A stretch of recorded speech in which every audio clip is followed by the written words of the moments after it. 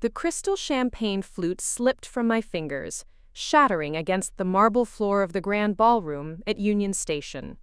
The sound cut through the elegant chatter of Denver's elite like a gunshot, and suddenly 300 pairs of eyes turned toward me. But it wasn't the broken glass that had stolen my composure. It was my mother-in-law's voice, sharp and venomous, carrying across the ballroom loud enough for half the charity gala to hear. Before we jump back in, tell us where you're tuning in from, and if this story touches you, make sure you're subscribed, because tomorrow, I've saved something extra special for you. That little gold digger thinks she can play philanthropist with my son's money, Patricia Richardson was saying to her circle of society friends, her perfectly manicured hand gesturing dismissively in my direction. Emma probably doesn't even know what Mountain Hope Foundation actually does. She just wants to look important at these events. My sister-in-law Victoria laughed, the sound like breaking ice. Mother, you're being too kind. I heard she actually tried to tell someone she's been involved with Mountain Hope since before she married David. Can you imagine?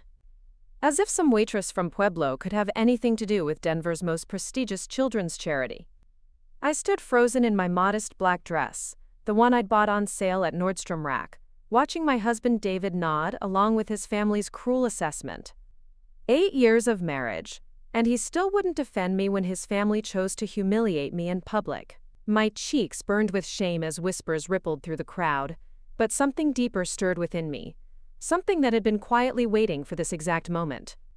The irony was almost beautiful. Here they were, accepting an award for their generous donation to Mountain Hope Foundation, completely unaware that the woman they were publicly shaming had founded the organization 15 years ago. The woman they called a con artist had personally approved their family's name on the donor wall. The waitress from Pueblo had built the very foundation they were using to polish their social reputation. I smoothed my dress and walked calmly toward the ladies' room, my heels clicking steadily against the polished floor. Let them talk. Let them assume. They had no idea what they'd just set in motion. My name is Emma Richardson, though for the first 25 years of my life, I was Emma Sullivan. I grew up in Pueblo, Colorado, in a small house where my grandmother Rose Sullivan raised me after my parents died in a car accident when I was 7. Most people who meet me now see exactly what the Richardson family sees: a quiet, unassuming woman who married above her station. They see someone who works part-time at the local library, who shops for groceries with coupons, who drives a 10-year-old Honda Civic while her husband cruises around Denver in his BMW. What they don't see is the woman my grandmother Rose raised me to be. Rose Sullivan had immigrated from Ireland in 1952. With nothing but fierce determination and an unshakable belief that education could lift anyone out of poverty. She worked 3 jobs to put herself through night school, became a teacher, then a principal, and eventually saved every penny to create opportunities for other children who started with nothing. When she passed away 12 years ago, she left me something more valuable than money, though there was plenty of that too. She left me a mission. Rose had started setting aside funds in the 1970s. Dollar by dollar, building what would eventually become a substantial trust. She dreamed of creating a foundation that would provide scholarships, tutoring, and educational resources to children from low-income families across Colorado. But she died before she could see that dream realized. She left detailed plans, carefully saved funds, and a letter that I still keep in my jewelry box, written in her careful script.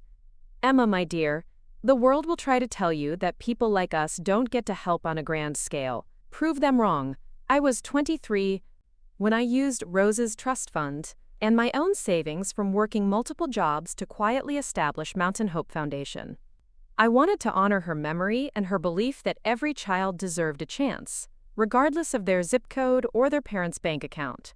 I started small, working out of a rented office above a coffee shop in downtown Denver, personally reviewing scholarship applications and meeting with families who needed help.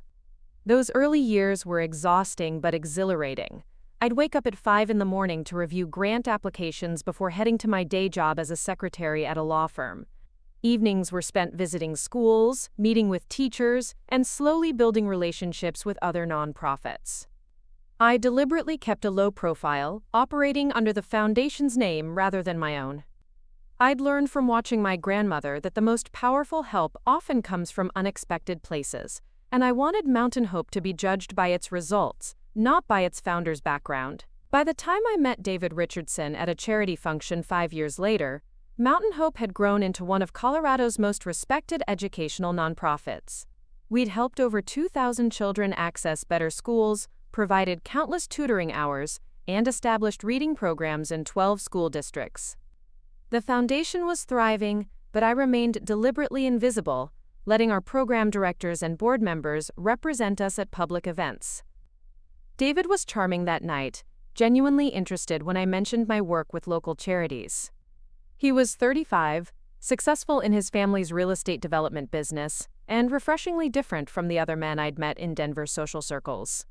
He didn't seem to care that I drove an old car or that my dress came from a department store rather than a boutique. He asked thoughtful questions about education policy and seemed impressed by my passion for helping children. What I didn't realize then was that David's interest in my charity work stemmed from his assumption that I was a volunteer, maybe a part-time coordinator, definitely not someone in a position of real authority. The Richardson family had built their wealth over 3 generations of strategic real estate investments, and they moved in circles where wives were expected to support worthy causes, not lead them. When David introduced me to his family as someone who worked with local charities, they heard exactly what they expected to hear: a nice girl who stuffed envelopes and helped with fundraising events. I should have corrected their assumptions immediately, but there was something seductive about David's world. The way his family hosted elegant dinner parties and summered in Aspen. The way they spoke about art and travel and business with casual confidence. For someone who'd spent her childhood worried about whether the electricity would be shut off, the Richardson lifestyle felt like a fairy tale. More importantly, I was falling in love with David. Not with his money or his family's status, but with the man who stayed up late talking about books, who surprised me with thoughtful gifts, who seemed to genuinely care about my opinions and dreams. I told myself that I'd eventually explain about Mountain Hope, that once we were married and settled, I'd help him understand the scope of what I'd built. But the longer I waited, the harder it became. The Richardson family had embraced me as David's sweet, humble girlfriend, the kind of girl who would never overshadow their son or threaten their social standing. They praised my modesty and my dedication to charity work, always in terms that made it clear they saw me as a helper, not a leader. Patricia would pat my hand and say things like, "It's so wonderful that you volunteer your time, dear. David's success gives you the freedom to help others." After our wedding, I settled into the role they'd created for me. I continued running Mountain Hope, but I did it quietly, managing the foundation through trusted intermediaries and longtime colleagues who understood my need for privacy. Dr. Michael Torres, our program director, became my public face, attending board meetings and speaking at events while I focused on strategy and funding decisions from behind the scenes. Margaret Chen, who'd been Rose's lawyer and later became mine, helped me structure everything so that my involvement remained carefully protected. The arrangement worked for years. David's family saw me as a supportive wife who did some volunteer work, while I continued building Mountain Hope into an organization that had now helped over 15,000 children across Colorado.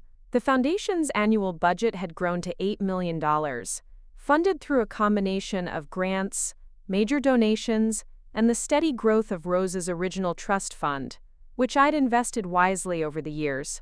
But tonight, standing in the elegant bathroom of Union Station while 3 stalls away 2 women discussed what a pathetic social climber I was, I realized that my careful balancing act had finally reached its breaking point. The Richardson family had grown comfortable with their narrative about me, so comfortable that they felt free to publicly humiliate me at an event honoring the very organization I'd spent 15 years building. I stared at my reflection in the ornate mirror, seeing my grandmother's determined chin and steady brown eyes looking back at me. Rose had faced down prejudice and assumptions her entire life, but she'd never let anyone's small-mindedness stop her from doing what needed to be done. She'd taught me that sometimes the most powerful thing you could do was let people underestimate you, right up until the moment you proved them wrong.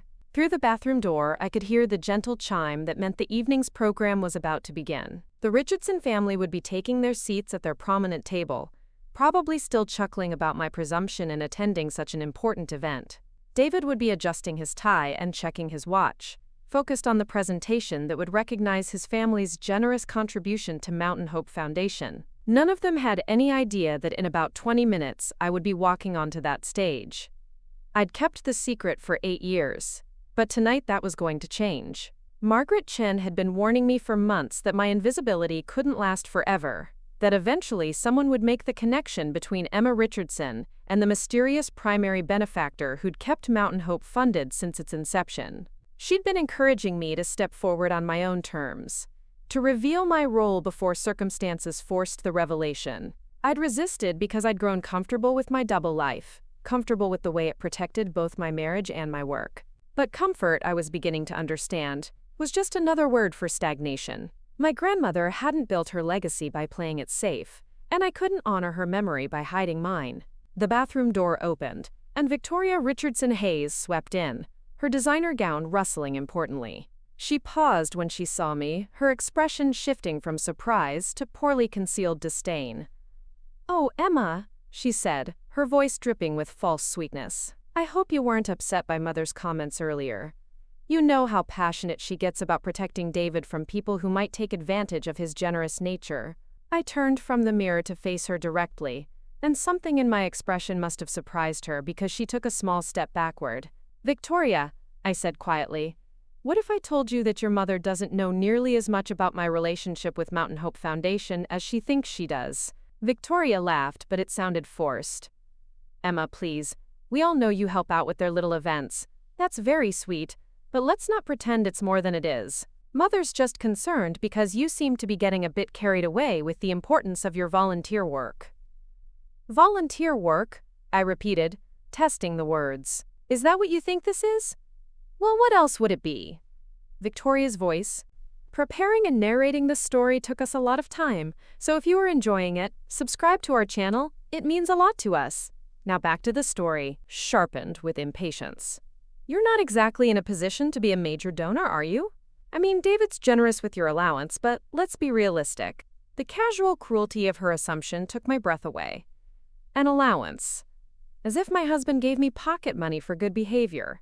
As if I had no resources or autonomy of my own. As if the woman who'd built Mountain Hope from nothing was some kind of kept woman, dependent on Richardson family generosity for every dollar she spent. "You're right," I said finally. "Let's be realistic. Let's be very realistic." Victoria studied my face uncertainly, perhaps sensing that something had shifted in the conversation, but unable to identify exactly what. After a moment, she shrugged and disappeared into one of the stalls, dismissing me from her attention with the casual arrogance I'd watched her practice for 8 years. I walked back into the ballroom, where the lights were dimming for the evening's program. David was already seated at our table, looking handsome and confident in his tuxedo. He smiled when he saw me approaching, the warm smile that had first attracted me all those years ago. "There you are," he said, standing to pull out my chair. "I was starting to worry you'd gotten lost." "No," I said, sitting down and smoothing my napkin across my lap. "I know exactly where I am." The evening's program began with the usual speeches about the importance of education and the power of philanthropy to change lives.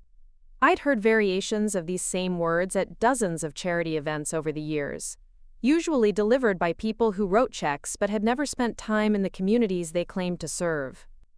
Tonight felt different, though. Tonight I was listening as someone who would soon be adding her own voice to the conversation. Patricia Richardson was seated to my left, pointedly ignoring me, while she chatted with the other society matrons at our table. James Richardson, David's younger brother, was discussing real estate markets with another businessman, while Victoria held court at the far end of the table, entertaining her friends with what I could only assume were more observations about my character and motivations. The irony was exquisite. Here was the entire Richardson family, gathered to celebrate their philanthropy and community leadership, completely unaware that the woman they'd spent the evening mocking was about to fundamentally alter their understanding of power, success, and exactly who belonged at which table. Sarah Martinez, the event coordinator, appeared at the podium looking elegant and professional. I'd worked with Sarah many times over the years, though always through Dr. Torres or other intermediaries. She was one of the few people in Denver's charity world who knew the truth about my connection to Mountain Hope, and I caught her glancing in my direction as she began her introduction. "Ladies and gentlemen," Sarah said, her voice carrying clearly through the ballroom's excellent sound system, "tonight we have the honor of celebrating 15 years of extraordinary achievement in children's education. Mountain Hope Foundation has become a beacon of possibility for thousands of young people across Colorado, proving that with the right support, every child can reach their full potential." Polite applause rippled through the audience. David reached over and squeezed my hand, and I wondered if he meant it as support or as a reminder to stay humble in the face of such important work. "Our foundation has grown from humble beginnings to become one of the state's most effective educational nonprofits," Sarah continued. "But success on this scale doesn't happen by accident. It requires vision, dedication, and the kind of quiet leadership that often goes unrecognized by the general public." I felt Patricia shift beside me, probably preparing to bask in the reflected glory of her family's association with such an important organization. The Richardson donation had indeed been substantial, though it represented less than 2% of Mountain Hope's annual budget. Still, they'd managed to parlay that contribution into a prominent position in tonight's program and their name on a bronze plaque in the foundation's lobby. "Tonight," Sarah said, "we have the rare privilege of hearing from someone who has been intimately involved with Mountain Hope Foundation from its very inception, someone whose vision and leadership have shaped every aspect of our work, though she has chosen to remain largely behind the scenes until now." The ballroom grew quieter, the usual charity event chatter fading as people sensed that something unusual was about to happen. I saw Dr. Torres at a table near the front, his encouraging smile visible even from a distance. Margaret Chen was seated with other attorneys and civic leaders, her expression carefully neutral, though I knew she was ready to handle whatever came next. "Ladies and gentlemen," Sarah said, "please join me in welcoming the founder and primary benefactor of Mountain Hope Foundation, Emma Sullivan Richardson." The silence that followed was profound. Not the polite pause before applause, but the stunned quiet of an audience trying to process information that didn't match their expectations. I heard Patricia's sharp intake of breath beside me, felt David's hand tighten on mine as he turned to stare at me with confusion and something that might have been fear. I stood slowly, my legs steadier than I'd expected, and began walking toward the stage. Behind me, I could hear the murmur of voices beginning to rise, 300 people suddenly trying to reconcile the modest woman they thought they knew with the unexpected revelation of her true identity. As I climbed the steps to the podium, I caught sight of Victoria's face, white with shock, her mouth slightly open as she watched me move into the spotlight she'd spent the entire evening insisting I didn't deserve. James Richardson was leaning forward, saying something urgent to his brother, while Patricia sat frozen in her chair like a statue. But it was David's expression that stayed with me as I reached the microphone. Confusion, yes, but also something that looked uncomfortably like calculation, as if he was already trying to figure out how this revelation would affect his own standing in the community. I adjusted the microphone and looked out at the sea of faces, many of them familiar from years of charity events and social gatherings where I'd been introduced as David's wife, the library worker, the nice girl who helped with volunteer projects. Tonight, they were about to meet the real Emma Richardson for the first time. "Good evening," I said, my voice carrying clearly through the ballroom. "I know this introduction has come as a surprise to many of you. For 15 years, I've chosen to work behind the scenes, focusing on Mountain Hope's mission rather than seeking recognition for my role in its creation." I paused, letting my gaze move across the audience, taking in the mixture of curiosity, confusion, and in some cases, embarrassment on the faces of people who had dismissed or patronized me over the years. But tonight feels like the right time to step forward, to share the story of how Mountain Hope Foundation came to be, and to talk about why the work we do here matters so much to me personally. The ballroom was absolutely silent now, everyone straining to hear what would come next. At my table, the Richardson family sat like figures in a wax museum, their comfortable assumptions about power and status suddenly thrown into question. I thought about my grandmother Rose, about her letter urging me to prove the world wrong about people like us. I thought about the thousands of children whose lives had been changed by the foundation we'd built together across the decades. And I thought about the woman I'd been hiding, even from myself, for far too long. "My story begins with my grandmother Rose Sullivan," I said, "an Irish immigrant who believed that education was the great equalizer." the one force powerful enough to break cycles of poverty and transform communities. As I began to tell the real story of Mountain Hope Foundation, I could see understanding dawning on faces throughout the audience. The recognition that the quiet woman they'd overlooked was actually the driving force behind one of Colorado's most successful charitable organizations. The realization that their assumptions about class, power, and influence had been not just wrong but spectacularly publicly wrong. At the Richardson table, Patricia had gone pale, her carefully constructed social hierarchy crumbling as she watched the woman she'd dismissed as a gold digger command the respectful attention of Denver's most influential citizens. David sat motionless, his eyes fixed on me with an expression I couldn't quite read. But for the first time in 8 years, I wasn't worried about what the Richardson family thought of me. I was finally ready to stop hiding, stop apologizing, stop pretending to be smaller than I was. The girl from Pueblo was about to show Denver society exactly what she'd built while they weren't paying attention. And this was only the beginning. The applause when I finished speaking was different from the polite charity event clapping I'd heard hundreds of times before. This was the sound of genuine respect, of an audience that had just discovered they'd been underestimating someone for years. As I walked back to my table, I noticed how conversations had shifted throughout the ballroom. People were leaning toward each other, sharing what they remembered about my quiet presence at previous events, suddenly reframing years of interactions through this new lens. David stood as I approached, his face a careful mask of husbandly pride, though his eyes held questions I wasn't ready to answer. Patricia remained seated, her usually perfect posture slightly hunched, as she processed the magnitude of her miscalculation. Victoria was nowhere to be seen, having apparently retreated to regroup after watching her social assumptions crumble in real time. "Emma," David said, his voice pitched low so only our table could hear, "we need to talk." "Yes," I agreed, settling back into my chair with a calmness that surprised me. "We certainly do." The remainder of the evening passed in a blur of congratulations and curious questions from people who had suddenly discovered I existed. Margaret Chen appeared at my elbow during the dessert course, her weathered face creased with what might have been pride or concern. "Walk with me," she murmured, and I excused myself to follow her toward the quieter corridor that led to the venue's administrative offices. Margaret Chen had been my grandmother's attorney for 30 years before becoming mine, and she was one of the few people who knew the complete scope of what Rose and I had built together. At 74, she was still sharp as a blade, her silver hair pulled back in the same efficient chignon she'd worn since I first met her as a grieving 12-year-old. "That was either very brave or very foolish," Margaret said once we were alone. "Probably both." "It was necessary," I replied. "I couldn't let them keep talking about me like I was some charity case they'd graciously allowed into their social circle." Margaret studied my face with the penetrating gaze that had intimidated opposing counsel for 5 decades. "The question now is what happens next. David's going to want explanations. The Richardson family is going to want to understand how they've been so thoroughly misinformed about your circumstances. And the press is going to start asking questions about why Mountain Hope's founder has been hiding in plain sight for 15 years. She was right, of course.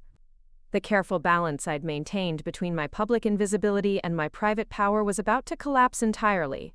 But standing there in that quiet hallway, I felt a lightness I hadn't experienced in years. The weight of constantly monitoring my words, measuring my responses, pretending to be smaller than I was, had lifted. "Tell me about the trust," Margaret said. "Are you prepared for David to learn exactly how much money we're talking about?" The trust she referenced was my grandmother's masterwork, a complex financial structure that had grown from Rose's original savings into something far more substantial. What had started as a modest teacher's retirement fund had become, through careful investment and compound growth over decades, a foundation worth $43 million. Mountain Hope's $8 million annual budget represented only a fraction of the trust's capacity to generate income while preserving its principal for future generations. "He's going to find out eventually," I said. "Better that he hear it from me than discover it through financial records or gossip." Margaret nodded slowly. "And the property holdings?" This was perhaps the most delicate aspect of my financial independence. Over the years, I'd used trust funds to quietly acquire real estate throughout Colorado, always through shell companies and holding corporations that obscured my personal involvement. The portfolio now included rental properties in 5 cities, 2 small office buildings in downtown Denver, and a considerable amount of undeveloped land that was steadily appreciating as Colorado's population grew. More significantly, I owned the building that housed Richardson Real Estate Development's headquarters. David paid rent every month to a company called Sullivan Holdings, never realizing that his landlord was his wife. The lease was structured to renew automatically, with modest annual increases that kept the arrangement profitable without attracting attention. "David's been paying rent to me for 3 years," I said. "He has no idea." "Jesus, Emma." Margaret's composure cracked slightly. "When you decide to keep secrets, you don't mess around." The truth was that my financial independence had grown far beyond what even I had originally planned. Rose's trust had been intended to fund Mountain Hope and perhaps provide me with modest security. But I'd discovered that I had a talent for investment strategy and business development that complemented my grandmother's more conservative approach. Working with Margaret's guidance, I'd diversified the trust's holdings, moving beyond traditional stocks and bonds to include real estate, technology startups, and carefully selected private equity investments. We'd been particularly successful with early investments in renewable energy companies, anticipating Colorado's green energy boom by several years. The irony was that while the Richardson family had spent 8 years pitying my financial dependence on David, I'd been quietly building wealth that dwarfed their 3-generation real estate fortune. Richardson Real Estate Development was successful, certainly, but it was a traditional family business with limited growth potential. My investments had access to global markets and emerging industries that offered exponentially greater returns. "How much does he actually know about your day-to-day activities?" Margaret asked. This question got to the heart of how I'd managed to maintain such extensive business interests while appearing to live the simple life of a part-time librarian. The answer was that David had never been particularly curious about how I spent my time. He knew I worked at the library 3 days a week, that I attended various charity meetings, and that I seemed to have friends and activities that kept me busy. He'd never asked for details, and I'd never volunteered them. What David didn't know was that my library job was essentially volunteer work that I used as cover for my real activities. The head librarian, Susan Walsh, was an old friend who understood my need for a plausible public identity. I did genuine work during my scheduled hours, but the position also gave me access to quiet spaces where I could conduct business calls and review financial documents without attracting attention. My supposed charity meetings were often actually board meetings for my various investments and real estate holdings. The friends who kept me busy included portfolio managers, property developers, and nonprofit executives who knew me as Emma Sullivan rather than Emma Richardson. I'd maintained my maiden name for all business purposes, creating a professional identity completely separate from my role as David's wife. "He thinks I spend my free time organizing library fundraisers and volunteering for small local charities," I said. "He's never asked to see my schedule or questioned why I sometimes have meetings in the evenings." Margaret shook her head. 8 years of marriage, and he's never been curious about what his wife actually does with her time. "He's been busy building his own career," I said, though the excuse sounded weak even to me. "The Richardson family business demands a lot of attention. Speaking of which," Margaret's expression grew more serious, "there's something you need to know about Richardson Real Estate Development. Something I've been investigating quietly for the past 6 months." My stomach tightened. Margaret's investigations usually uncovered problems that required careful handling. What kind of something? "They're in financial trouble, serious trouble. The kind that could sink the company within the next 2 years if they don't find significant additional capital." The revelation hit me like cold water. David had never mentioned any financial difficulties. If anything, he'd seemed more confident about the business lately, talking about expansion plans and new development projects. "How serious?" I asked. "They've overextended on 3 major projects, banking on real estate appreciation that hasn't materialized as quickly as they projected. The commercial development in Aurora is hemorrhaging money, the residential project in Colorado Springs is behind schedule and over budget, and they've got loan payments coming due that they can't meet with current cash flow." Margaret handed me a folder she'd been carrying. "I had our forensic accountant take a look at their public filings. It's not pretty." I flipped through the financial analysis, my mind racing as I absorbed the implications. Richardson Real Estate Development, the company that had provided the foundation for 3 generations of family wealth and social standing, was essentially broke. The confident discussions about expansion and future projects had been desperate attempts to secure new investment before the truth became public. "Does David know how bad it is?" I asked. "Hard to say. The company's financial structure is complex enough that the individual family members might not have a complete picture. Patricia controls the majority of the voting shares, with David and James splitting operational responsibilities. It's possible that your mother-in-law has been managing the crisis without fully informing her sons." This explained so much about the Richardson family's behavior over the past year. Patricia's increased focus on social connections and charitable giving, activities that could help maintain their reputation even if their actual wealth was declining. Victoria's growing emphasis on the family's historical importance to Denver society, establishing their value in terms of heritage rather than current financial success. "How long have you known about this?" I asked. "I started noticing irregular patterns in their rent payments about 6 months ago," Margaret said. "As Sullivan Holdings property manager, I track all lease payments carefully. Richardson Real Estate started paying rent 3 days later than usual, then 5 days, then a full week.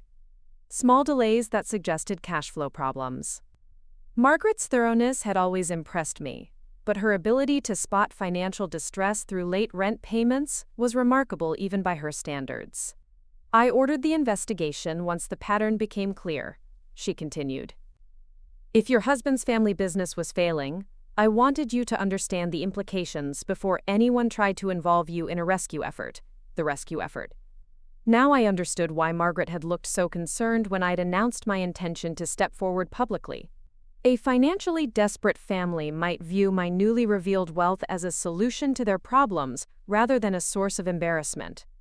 "You think they're going to ask me for money," I said. "I think Patricia Richardson is going to ask you for money," Margaret corrected. "Probably within the next week. She's going to frame it as a family obligation, an opportunity for you to prove your loyalty to the Richardson name and David's future." The calculation was obvious once Margaret spelled it out. The Richardson family had spent 8 years treating me as a charity case, a woman they'd graciously allowed into their social circle despite my humble origins. But now that they knew I had access to significant wealth, I would suddenly become a valuable family asset rather than an embarrassing liability. "What's the total exposure?" I asked, returning to the financial analysis. "They need $12 million immediately to avoid defaulting on their current loans. Another $8 million over the next 18 months. To complete their existing projects and stabilize operations. $20 million total to save the company. $20 million. A significant sum, but one that my trust could technically absorb without threatening Mountain Hope's operations or my other investments." The Richardson family had no way of knowing this, but the amount they needed represented less than half of my liquid assets. And if they don't get it, bankruptcy within 2 years, probably sooner. The family would lose everything except their personal residence, and even that might be at risk depending on how the business debts are structured.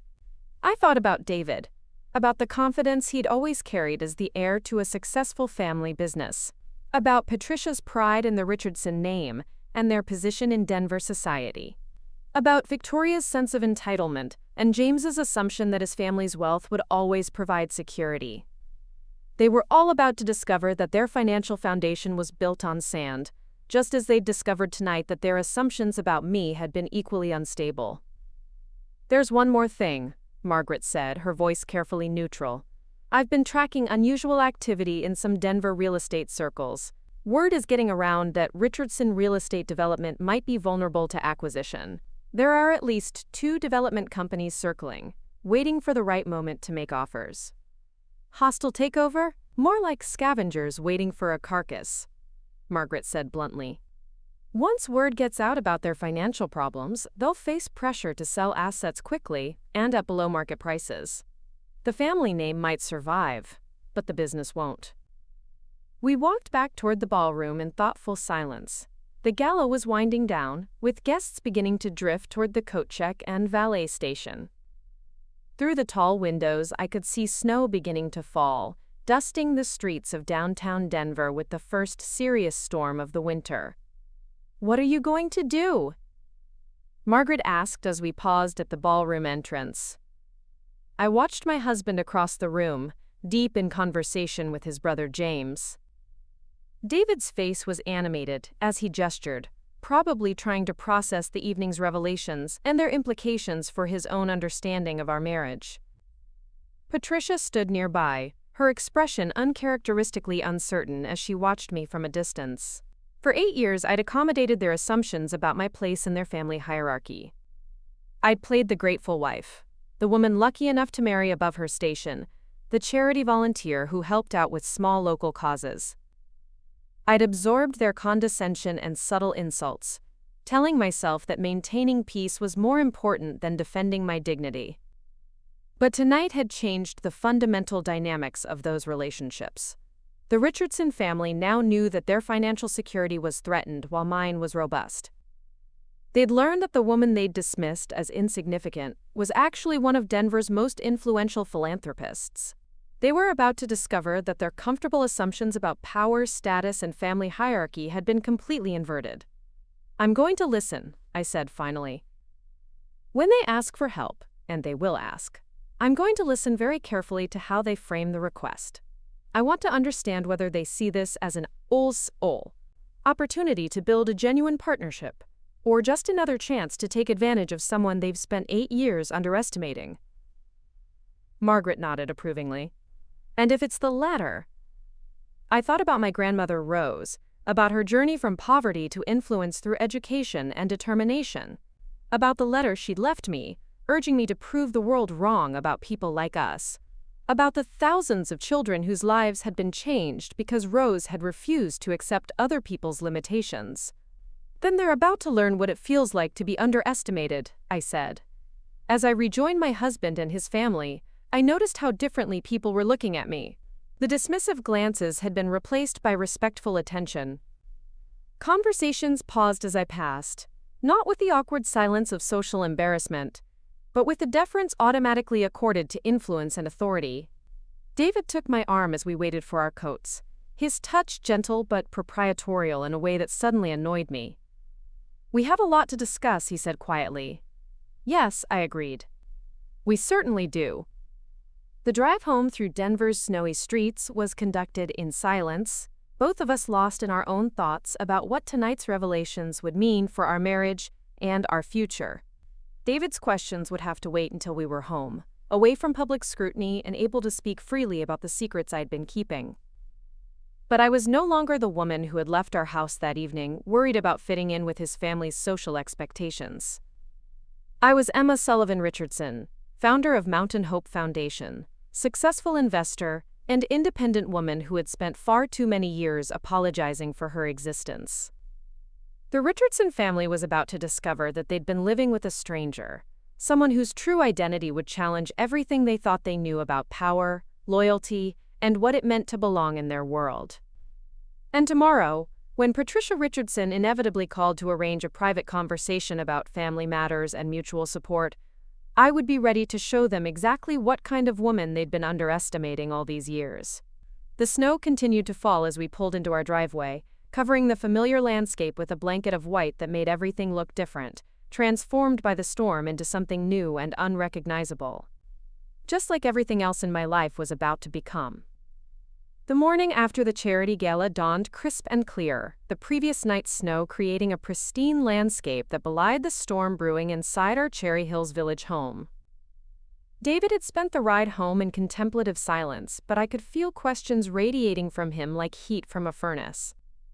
We'd reached our bedroom and undressed for bed without speaking, both of us apparently needing time to process the evening's revelations before attempting conversation. Now, watching him sleep in the pale morning light, I realized that our marriage had fundamentally changed overnight. The careful balance we'd maintained for 8 years, built on his assumptions about my dependence and my willingness to remain invisible, had crumbled the moment I stepped onto that stage. Whatever relationship we built going forward would have to be constructed on entirely different foundations.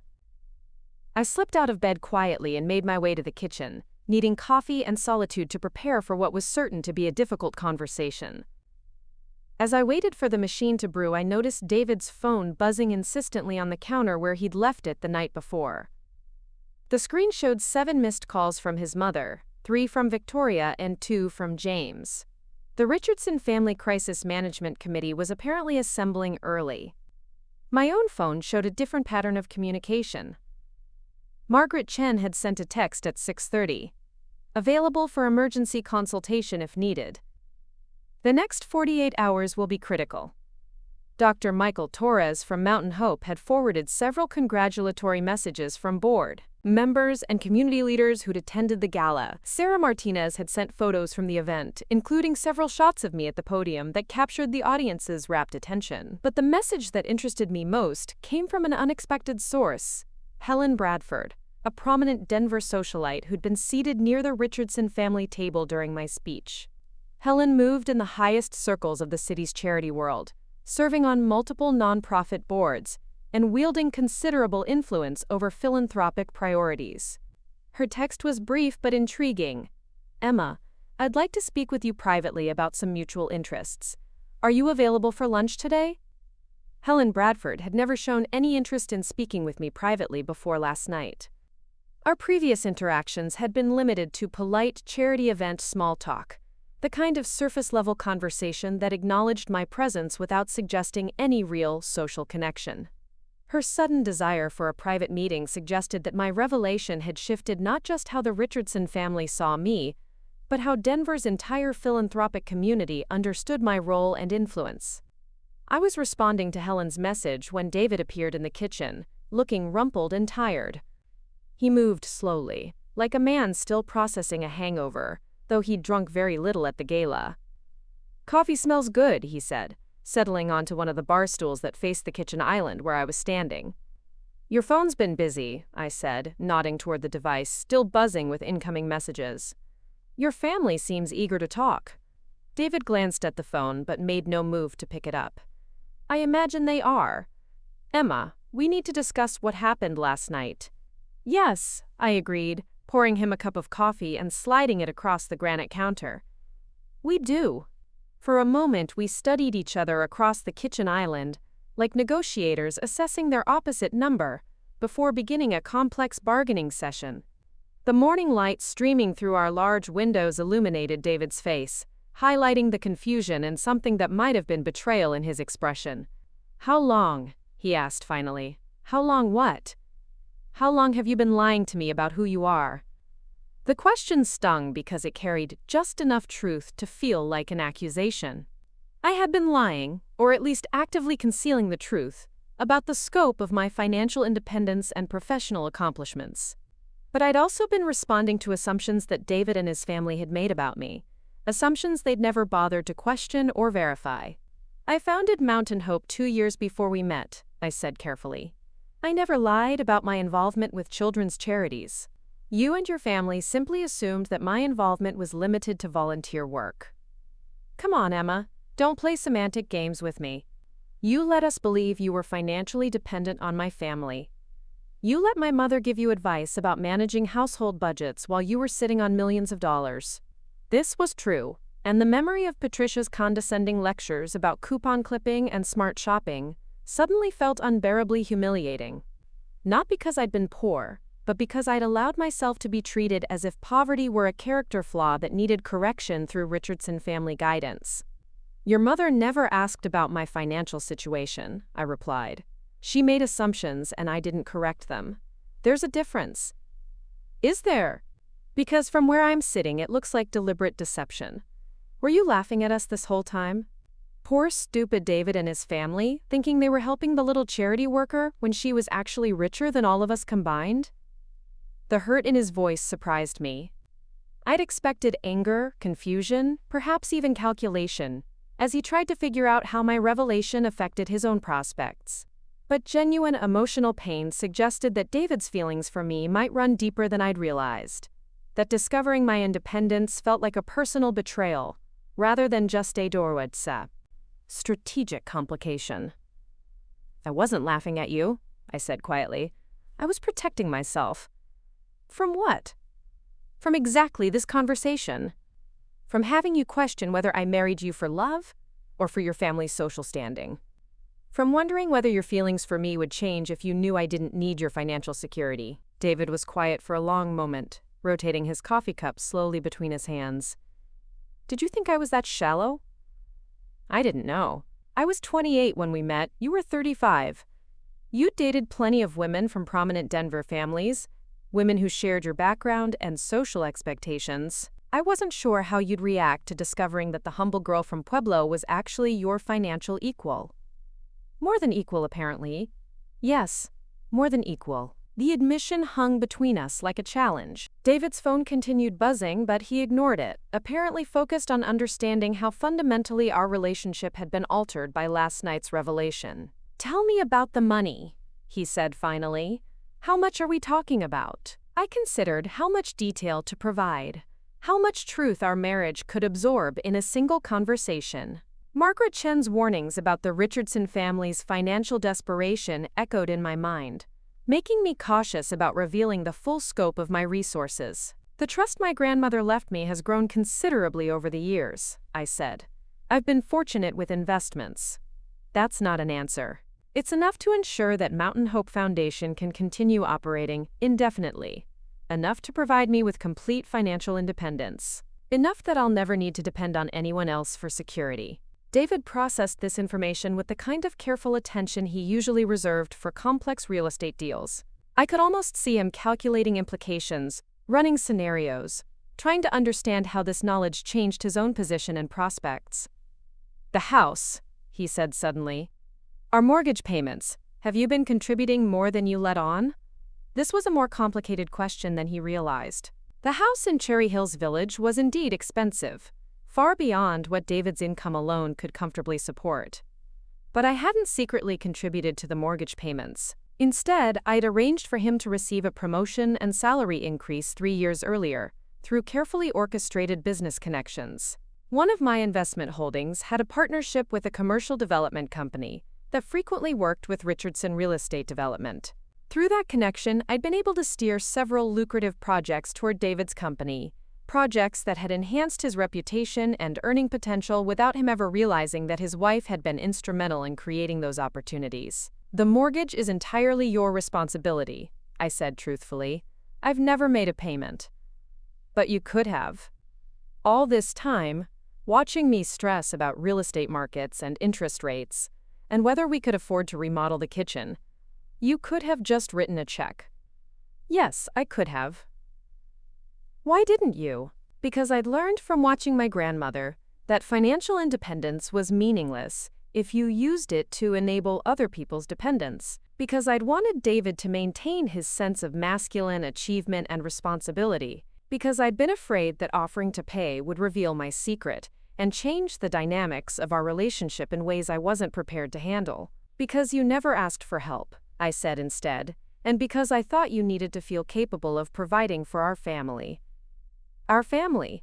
David's voice sharpened. "Emma, we don't have children. We've been married 8 years, and you've always said you wanted to wait until we were more financially stable. Were you lying about that too?" The question hit deeper than any of his previous challenges because it touched on the one area where my deception had caused real harm. I had wanted children, desperately, but I'd been afraid that raising a family would require me to reveal my true financial situation. Children would mean private schools, college funds, family vacations that might be difficult to explain on David's income alone. More significantly, I'd been afraid that children would force me to choose between my public identity as David's supportive wife and my private role as Emma Sullivan, philanthropist and business owner. A child would need to know their mother's true identity, would grow up understanding family financial realities that I'd been hiding from their father. "I do want children," I said quietly. "I've always wanted children. But not with me. Not as long as you had to maintain this elaborate fiction about who you are. I want children with you. I was just afraid that having a family would make it impossible to keep my 2 lives separate." "Your 2 lives." David stood abruptly, his coffee cup clattering against the granite countertop. "Jesus, Emma. Do you understand how insane this sounds? You've been living a double life for our entire marriage. You've let my family treat you like a charity case while you were secretly one of the most successful women in Denver. How am I supposed to trust anything you've told me?" His phone chose that moment to ring again, Patricia's name flashing insistently across the screen. David glanced at it with obvious frustration but made no move to answer. "You should probably take that," I said. "Your family seems to need you." "My family." David's laugh was bitter. "My family that spent last night publicly humiliating my wife, not knowing that she was in a position to destroy their social standing with a single phone call. My family that's probably calling to figure out how to manage the embarrassment of having so thoroughly misjudged someone they've known for 8 years. Actually, I suspected Patricia was calling for reasons that had nothing to do with social embarrassment and everything to do with the financial crisis Margaret had uncovered. But David's phone had stopped ringing, suggesting that his mother had given up on reaching him directly. My own phone buzzed with a text from an unknown number. "Mrs. Richardson, this is Patricia. I'd like to schedule a private conversation with you at your earliest convenience.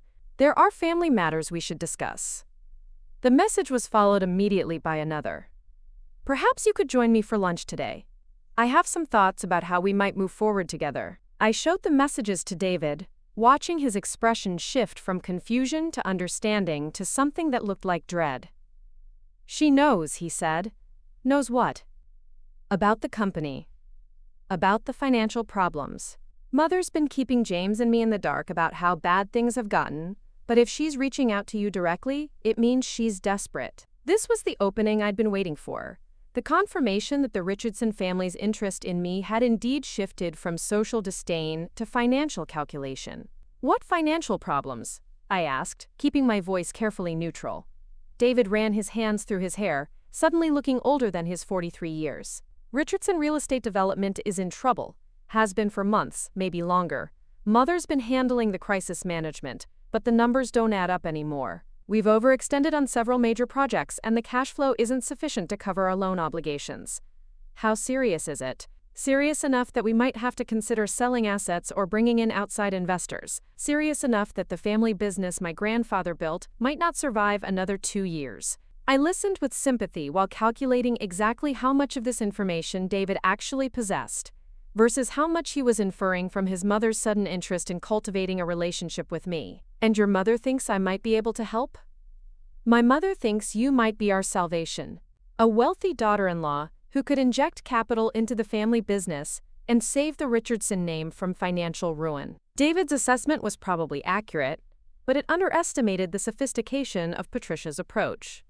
She wouldn't simply ask for money. She would frame any request in terms of family loyalty and mutual benefit, appealing to my supposed gratitude for being accepted into their social circle and my natural concern for David's future security. "What do you think?" I asked.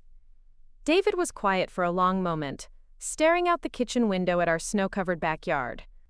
"I think my mother is about to discover that the woman she's been condescending to for 8 years holds more power than she ever imagined.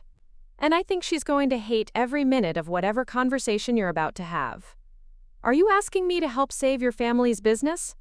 I'm asking you to be careful. Mother can be very persuasive when she wants something.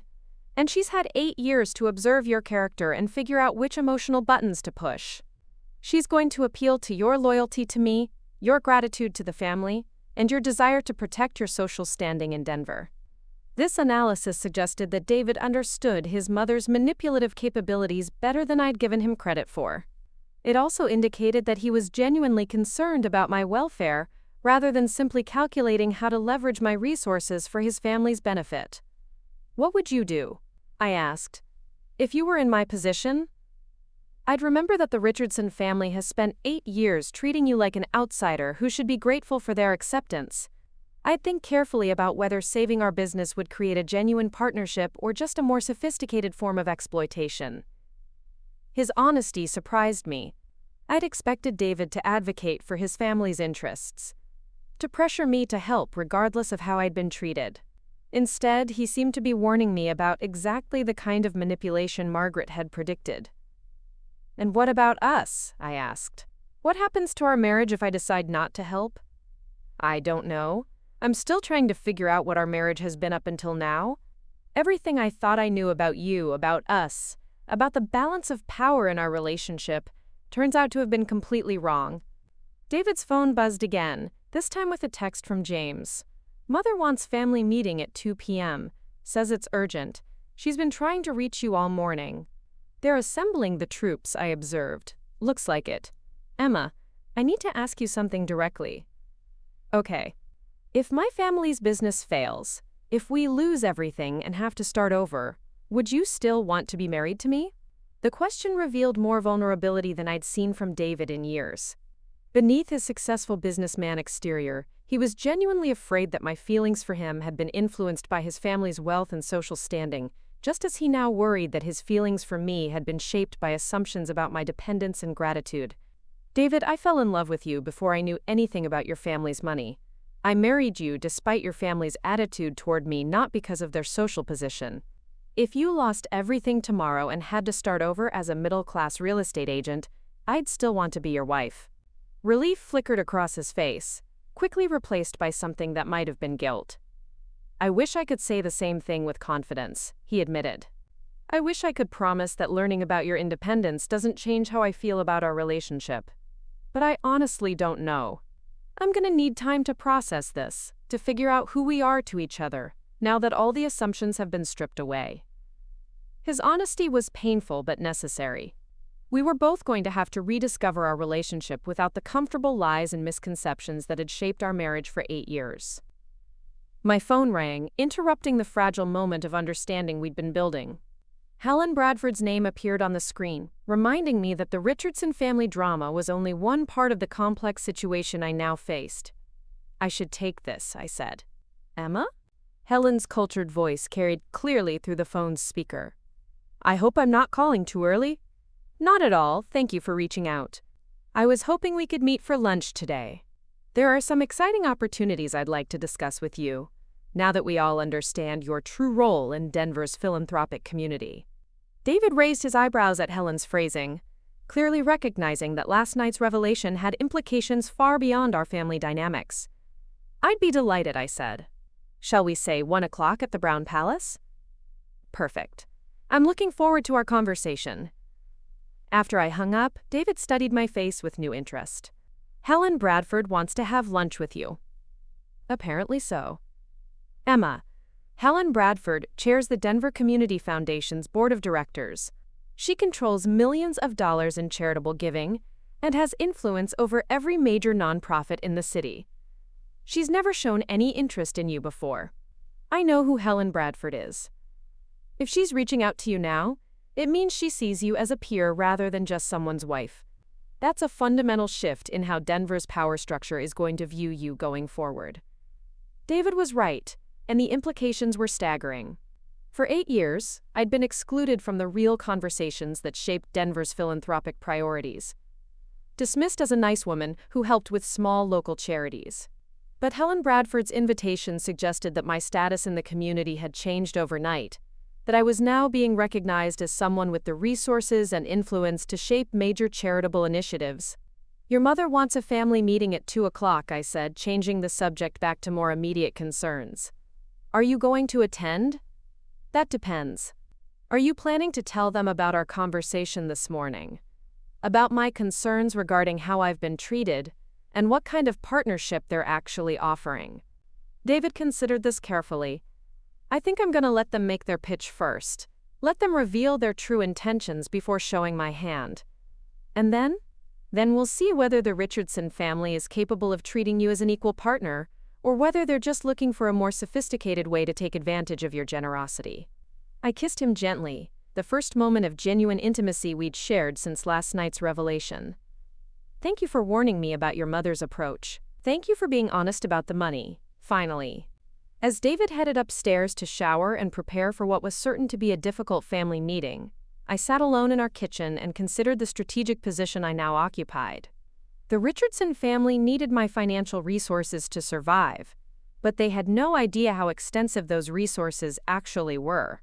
Helen Bradford and Denver's philanthropic elite were suddenly eager to cultivate relationships with me, recognizing that I controlled significant charitable assets they'd been unaware of. For the first time in 8 years, I held genuine power in both my marriage and my community. The question now was how to use that power wisely, in ways that honored my grandmother's legacy while protecting my own interests and building the kind of future I actually wanted. The morning sun streaming through our kitchen windows illuminated the snow-covered landscape outside, making everything look clean and new and full of possibility. It felt like an appropriate metaphor for what was about to happen to my life. By evening, the careful balance I'd maintained between my public and private identities would be completely shattered. But for the first time since I'd married into the Richardson family, I would be negotiating from a position of strength rather than dependence. It was time to find out exactly what kind of woman I could become when I stopped apologizing for existing. The Brown Palace Hotel's atrium restaurant buzzed with the quiet energy of Denver's power lunch crowd. I arrived 10 minutes early, wanting to observe the space and collect my thoughts before Helen Bradford's arrival.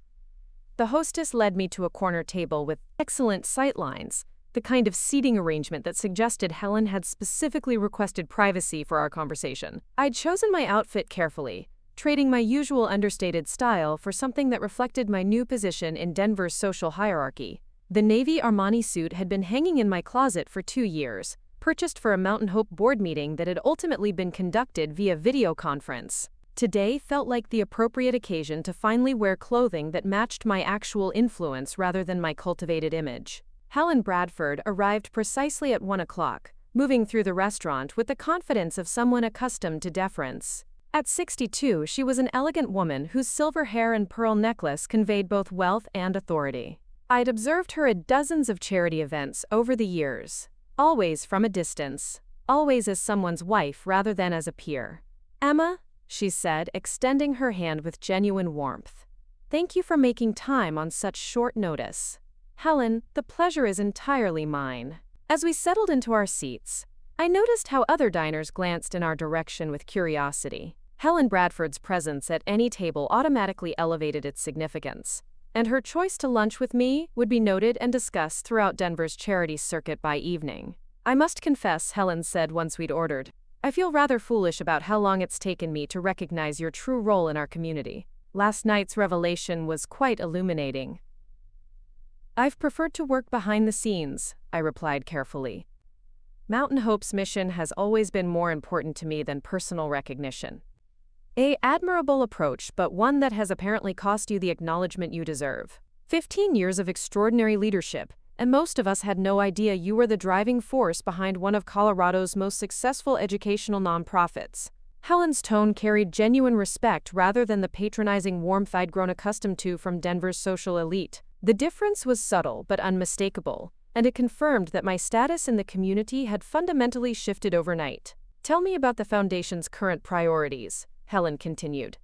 "I'd like to understand your strategic vision for the next phase of growth." For the next 30 minutes, I found myself engaged in the kind of substantive conversation about philanthropic strategy that I'd been excluded from for years. Helen asked thoughtful questions about Mountain Hope's funding model, our partnerships with school districts, and our plans for expanding into rural Colorado communities. She listened with the focused attention of someone evaluating a potential collaborative partner, rather than making polite conversation with a charity volunteer. "Your approach is remarkably sophisticated," Helen observed as our entrees arrived. "The integration of tutoring services with scholarship programs creates sustainable support systems that address both immediate needs and long-term outcomes." "That was my grandmother's insight," I said. "She understood that educational opportunity without ongoing support often fails to create lasting change." Rose Sullivan. I remember her work with the teachers' union in the 70s and 80s. She was ahead of her time in recognizing the connection between socioeconomic factors and educational achievement. Helen's knowledge of my grandmother's background surprised me. Rose had been respected within education circles, but her work predated Helen's involvement in Denver philanthropy by several decades. "You researched my family history," I said. "I had my staff compile a briefing after last night's event. Emma, the Denver Community Foundation manages over $400 million in charitable assets. When we discover that someone with your resources and track record has been operating independently, we naturally want to understand opportunities for collaboration." This was the opening I'd sensed Helen was building toward, the real reason for our lunch meeting. The Denver Community Foundation was indeed one of Colorado's most influential charitable organizations, with the capacity to coordinate major initiatives across multiple nonprofits. An alliance with them could amplify Mountain Hope's impact exponentially.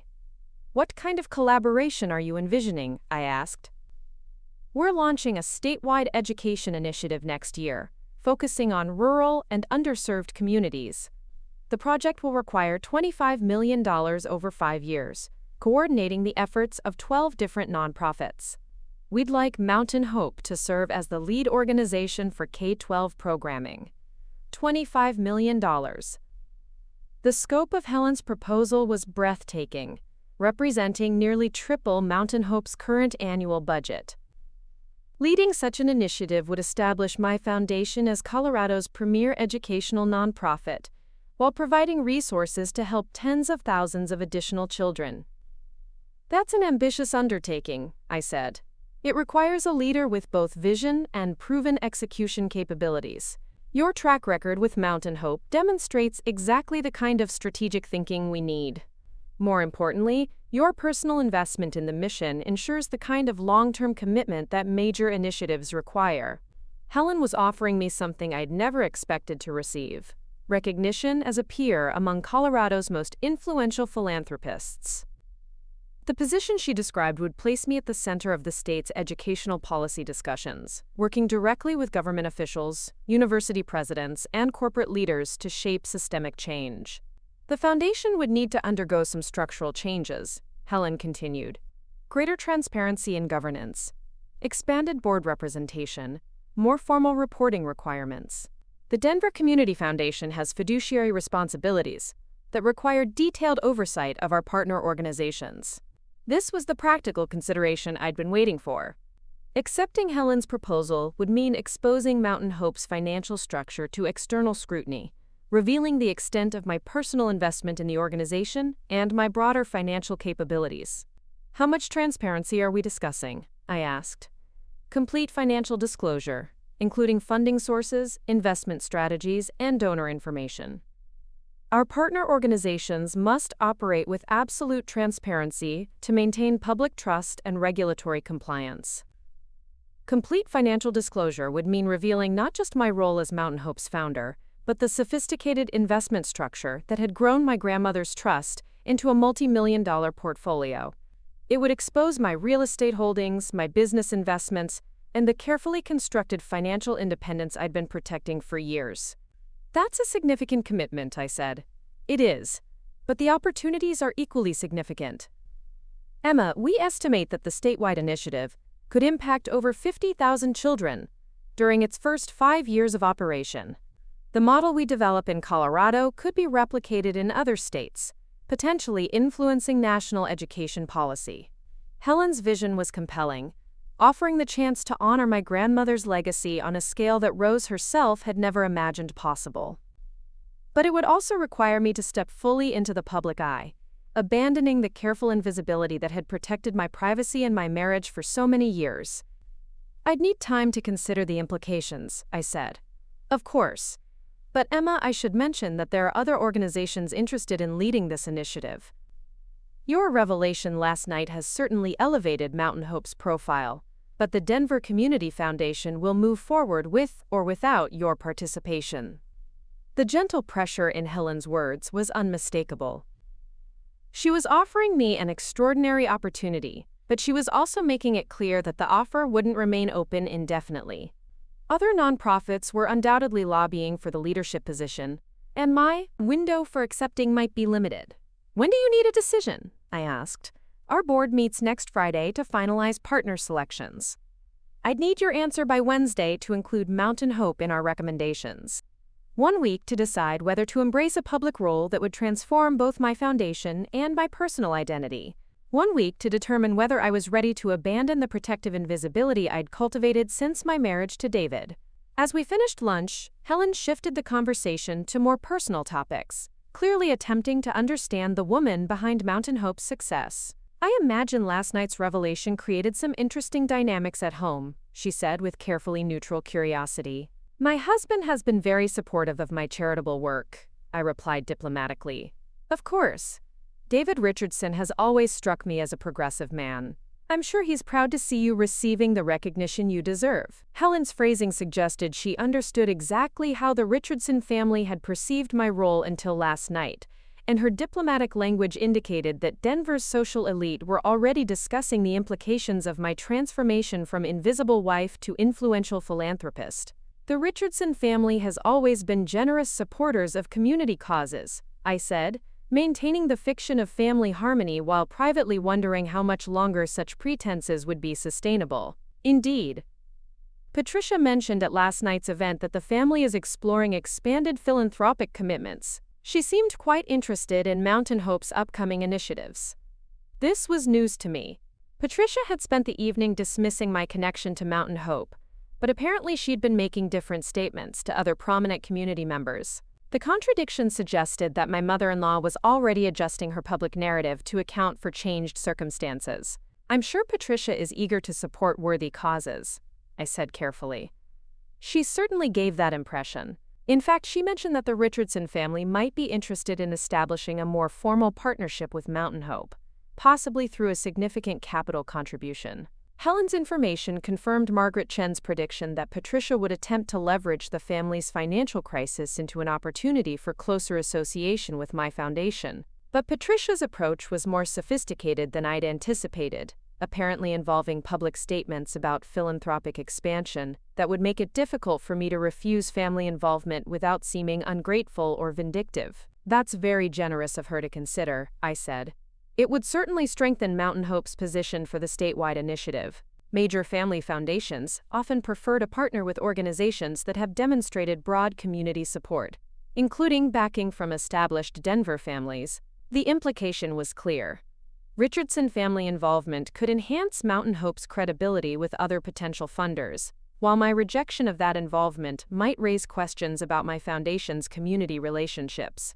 I'll discuss the possibility with Patricia when the opportunity arises, I said. As we prepared to leave, Helen handed me an elegant folder containing detailed information about the statewide initiative, including financial projections, timeline requirements, and organizational expectations. Emma, I want you to know that last night's revelation was refreshing for many of us in Denver's philanthropic community. We've grown tired of the same voices dominating every conversation, the same families receiving credit for every initiative. Your emergence as a major player brings new perspectives and fresh energy to our work. Helen's words suggested that my transformation was being viewed positively by at least some members of Denver's establishment, that my rise to prominence was seen as beneficial rather than threatening to existing power structures.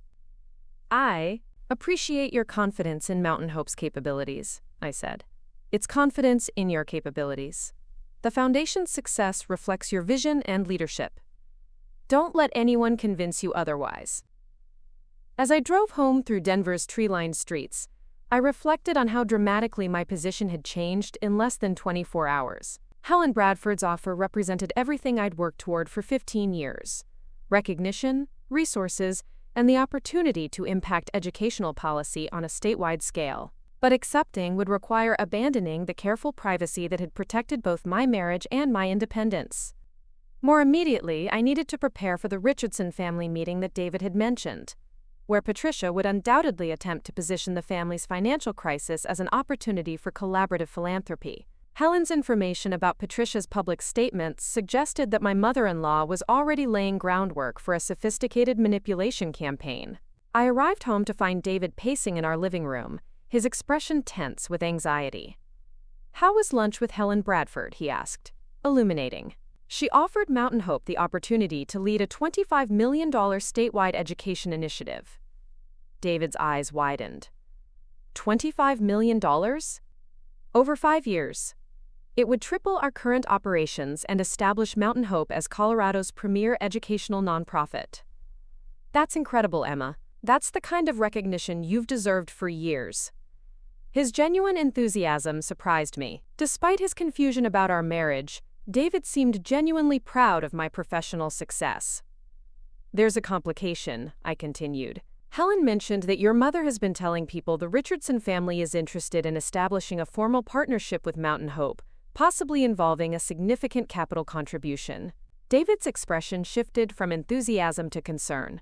Mother's been making public commitments about family philanthropy? Apparently so. Helen seemed to think such a partnership would strengthen Mountain Hope's position for the statewide initiative. Jesus. She's trying to force your hand by creating public expectations about family collaboration. David's immediate understanding of his mother's strategy confirmed that Patricia's manipulative approach was consistent with her usual methods of achieving desired outcomes. "The family meeting is in an hour," David said. "Mother called this morning to confirm that you'd be attending. She seemed to assume your presence was automatic. Did she specify the agenda? Family financial planning and future collaborative opportunities. But Emma, I should warn you that James will be there too, along with Victoria. Mother's assembling everyone who has a stake in the family's financial future." The prospect of facing the entire Richardson family simultaneously was daunting, but it would also provide an opportunity to address our change dynamics directly, rather than navigating individual conversations with each family member. "What's your read on James and Victoria's likely approach?" I asked. "James will follow Mother's lead. He's never been comfortable with confrontation, and usually defaults to whatever strategy she presents. Victoria will be more difficult. She's still processing last night's revelation and feeling embarrassed about her public comments. And your mother? Mother will be charming, gracious, and absolutely ruthless. She'll acknowledge that the family misjudged you while framing your new status as an opportunity for deeper family integration. She'll make you feel guilty for keeping secrets, while positioning herself as eager to support your philanthropic success." David's analysis matched my own expectations, but hearing it articulated so clearly helped me prepare for the emotional manipulation I was about to face. "What do you want me to do?" I asked. "I want you to protect yourself. Listen to what they're offering. But remember that they're asking for help from someone they've spent 8 years treating as a charity. In case, whatever partnership they propose should reflect genuine respect for your position, not just desperation about their financial problems." David's advice was sound, but I suspected he underestimated the sophistication of his mother's approach. Patricia would indeed acknowledge past mistakes, but she would frame them as misunderstandings, rather than deliberate disrespect. She would position the family's financial crisis as an opportunity for me to demonstrate loyalty and leadership, rather than as a desperate plea for rescue. As we prepared to leave for the family meeting, I made a decision that surprised even me. Instead of the modest, understated clothing I usually wore to Richardson family gatherings, I chose the same Armani suit I'd worn to lunch with Helen Bradford. If Patricia wanted to discuss partnership between equals, she could start by seeing me dressed like the successful businesswoman I actually was. The drive to the Richardson family estate in Cherry Hills Village took 20 minutes, giving me time to review the key points I wanted to communicate during what was certain to be a complex and emotionally charged conversation. Patricia would undoubtedly attempt to control the narrative, but I was no longer willing to accept her framing of my role or importance. The Richardson estate was impressive even by Cherry Hills Village standards, with manicured grounds and architectural details that proclaimed 3 generations of accumulated wealth. I'd attended dozens of family gatherings here over the years, always as a grateful daughter-in-law who appreciated being included in such elegant surroundings. Today I walked through the front door as an equal, someone whose resources exceeded the family's current capacity, and whose influence extended far beyond their social circle. The difference in perspective was subtle but profound, like seeing a familiar landscape from an entirely different vantage point. Patricia greeted us in the formal living room, her manner warm but carefully controlled. She was dressed elegantly as always, but I noticed signs of stress in the tightness around her eyes and the deliberate precision of her movements. "Emma dear," she said, embracing me with what seemed like genuine affection, "I've been so eager to speak with you since last night's wonderful revelation. We have so much to discuss." James and Victoria were already seated, their expressions guarded but attentive. James appeared uncomfortable, fidgeting with his watch and avoiding direct eye contact. Victoria looked composed but watchful, clearly trying to gauge the dynamics of this unprecedented family gathering. "Thank you for arranging this meeting," I said, settling into the armchair that Patricia indicated. "I imagine we all have questions about how to move forward." "Indeed we do," Patricia said, taking her customary place at the center of the seating arrangement. "First, I want to apologize for any misunderstandings about your role with Mountain Hope Foundation. We clearly failed to recognize the scope of your leadership and achievements. The apology was smoothly delivered but carefully limited, acknowledging misunderstandings rather than deliberate dismissal or disrespect. Patricia was establishing a narrative that positioned the family's previous behavior as innocent confusion, rather than calculated condescension. I appreciate that, I said neutrally. More importantly, Patricia continued, I want to discuss how we can support your remarkable work going forward. The Richardson family has always been committed to community service, and we're excited about opportunities to contribute to Mountain Hope's continued success. Victoria leaned forward slightly, apparently having been coached to play a supportive role in whatever strategy Patricia had developed. Emma, I want to personally apologize for my comments last night, Victoria said. I spoke without understanding the full situation, and I regret any embarrassment my words may have caused. Victoria's apology was more substantive than her mother's, acknowledging actual wrongdoing rather than just misunderstanding. But it was also clearly rehearsed, delivered with the kind of precision that suggested extensive preparation. Apology accepted, I said simply. James cleared his throat, apparently ready to deliver his assigned portion of the family's presentation. Emma, we've been discussing ways the family business might collaborate with Mountain Hope Foundation. Richardson Real Estate Development has significant experience with construction and property management that could benefit your educational facilities. This was an interesting approach, offering business services rather than direct financial contribution. It suggested that the family was attempting to position themselves as partners rather than supplicants, providing value through expertise rather than capital. That's an intriguing possibility, I said, curious to see where this line of discussion would lead. Patricia regained control of the conversation, clearly ready to present the heart of their proposal. Emma, the Richardson family would like to establish a formal partnership with Mountain Hope Foundation. We're prepared to make a substantial financial commitment to support your upcoming initiatives, and we'd like to explore opportunities for deeper integration between our philanthropic interests and your foundation's mission. What kind of financial commitment are you considering? I asked. $5 million over 3 years, Patricia said without hesitation. The contribution would support Mountain Hope's operational expansion and provide capital for new program development. $5 million was indeed substantial, representing more than half of Mountain Hope's current annual budget. It was also approximately 1/4 of the amount the Richardson family needed to resolve their business crisis, suggesting they were hoping to leverage philanthropic partnership into broader financial assistance. That's very generous, I said carefully. What would you envision in terms of partnership structure? We'd like Richardson family members to join Mountain Hope's board of directors, Patricia said. Specifically, I would serve as board chair, providing oversight and strategic guidance for the foundation's growth phase. Board chair. Patricia was proposing not just to contribute money to my foundation, but to assume leadership control over the organization I'd spent 15 years building. The audacity was breathtaking, even by Richardson family standards. I see, I said, maintaining my composure while internally processing the implications of her proposal. Additionally, Patricia continued, we'd like to explore opportunities for Mountain Hope to support broader community development initiatives. The foundation's reputation and resources could be valuable assets for projects that benefit Denver's economic growth. Community development initiatives. This was code for using Mountain Hope's credibility and assets to support Richardson Real Estate Development's business interests, potentially including the failing projects that had created their current financial crisis. David had been silent throughout his family's presentation, but I could see tension in his posture that suggested he was uncomfortable with the direction of the conversation.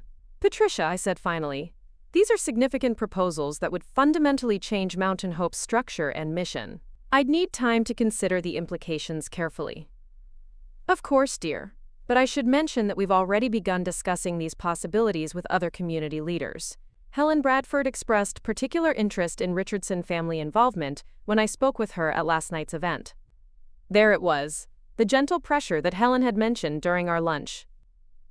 Patricia had indeed been creating public expectations about family partnership, making it difficult for me to refuse without seeming ungrateful or vindictive. I had lunch with Helen today, I said. She mentioned that you'd discussed philanthropic collaboration.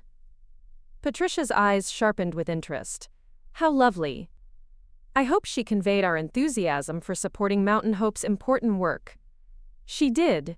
She also offered Mountain Hope the opportunity to lead a $25 million statewide education initiative. The room fell silent as the Richardson family processed this information. $25 million was 5 times larger than the contribution they were offering, making their proposal seem modest by comparison. That's wonderful news, Patricia said, though her smile looked strained. Such an opportunity would certainly benefit from strong family support and established community connections. The implication was clear. Richardson Family Partnership would strengthen Mountain Hope's position for the statewide initiative, while rejection of their proposal might jeopardize that opportunity. Actually, I said, deciding it was time to shift the conversation's dynamics. Helen mentioned that the Denver Community Foundation prefers to work with organizations that have demonstrated financial independence and sustainable funding models. Dependence on any single donor family can sometimes raise concerns about governance and mission integrity. Patricia's carefully controlled expression faltered slightly, suggesting she hadn't anticipated this particular challenge to her strategy. Of course, she said. We certainly wouldn't want Mountain Hope to become dependent on Richardson family support. We're simply offering to serve as one of several major donors who share your commitment to educational excellence. I appreciate that perspective, I said, but I should probably share some additional context about Mountain Hope's financial position, since we're discussing potential partnerships. I opened my purse and retrieved the folder that Margaret Chen had prepared, containing financial summaries that revealed the true scope of my foundation's assets. Mountain Hope's current endowment is $43 million, I said, distributing copies of the summary to each family member. The foundation's annual budget of $8 million represents only the income generated by our investments, allowing us to preserve principal while funding operations indefinitely. The silence that followed was profound. I could see each Richardson family member processing the realization that my foundation's assets exceeded their wildest estimates. That the woman they'd been offering to rescue was actually in a position to rescue them. $43 million, James repeated weakly. The endowment is structured as a perpetual trust, I continued, designed to ensure that Mountain Hope can continue its mission regardless of economic fluctuations or changes in donor preferences. We've never been dependent on external contributions for basic operations. Victoria looked pale, apparently understanding that their offer of $5 million, which had seemed generous moments earlier, now appeared almost insulting in its modesty. Emma, Patricia said, her voice carefully controlled, this is remarkable. You've built something truly extraordinary. My grandmother built the foundation, I corrected. I've simply been stewarding her legacy and ensuring its continued growth. The truth was that Rose's original trust had been worth less than $2 million when I inherited it. The growth to $43 million had resulted from 15 years of careful investment management, strategic reinvestment of foundation income, and the steady appreciation of diversified assets. But I wasn't ready to share those details with the Richardson family. Let them believe that my wealth was inherited rather than earned, that my success was due to lucky circumstances rather than skilled management. The distinction might prove useful if this conversation continued in directions I didn't appreciate. Given Mountain Hope's financial independence, I said, I'm not sure what benefit Richardson Family Partnership would provide. Our funding is secure, our governance is stable, and our community relationships are well established. Patricia regrouped quickly, attempting to salvage her strategy despite its fundamental assumptions having been proven wrong. Financial contribution is only one aspect of meaningful partnership, she said. The Richardson family brings decades of business experience, community connections, and strategic expertise that could enhance Mountain Hope's impact. What specific expertise do you think Mountain Hope lacks? I asked. The question was more direct than the polite deflection Patricia had probably expected, forcing her to articulate exactly what value the Richardson family would add to an organization that was clearly functioning successfully without their involvement. Well, Patricia said, clearly improvising, business development, for instance. Richardson Real Estate Development has extensive experience with project management, construction oversight, and vendor relationships that could benefit Mountain Hope's facility expansion plans. Mountain Hope doesn't currently have facility expansion plans, I said. Our programming is designed to work within existing school infrastructure rather than requiring dedicated facilities. Of course, Patricia said, but surely there are other areas where business expertise could prove valuable. I decided it was time to address the elephant in the room directly. Patricia, I think we should discuss why this meeting was really convened. Margaret Chen shared some concerning information about Richardson Real Estate Development's financial situation. Perhaps we should have an honest conversation about what kind of assistance you're actually seeking. The room fell silent again, but this time the quiet carried a different quality. Instead of shocked processing, it was the tense silence of people who had been caught in a deception and were trying to determine how to respond. David was the first to speak. Emma knows about the company's financial problems, he said quietly. I told her this morning that we're facing serious cash flow issues and potential bankruptcy. Patricia's mask of controlled composure finally cracked, revealing a mixture of anger and desperation that she'd been concealing beneath diplomatic language. David, that was not your information to share. Mother, Emma is my wife. If we're asking for her help, she deserves to understand exactly what kind of help we need. Victoria looked between her mother and brother with growing alarm, apparently realizing that their carefully planned presentation had devolved into family conflict. How much do you know? Patricia asked me directly. I know that Richardson Real Estate Development needs approximately $20 million to avoid bankruptcy, I said.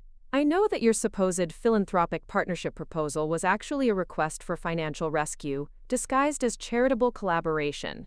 And I know that you've been making public statements about family involvement with Mountain Hope, in an attempt to pressure me into agreeing to whatever arrangement you ultimately proposed. Patricia's face flushed with embarrassment and anger, but she maintained her seated position and controlled tone.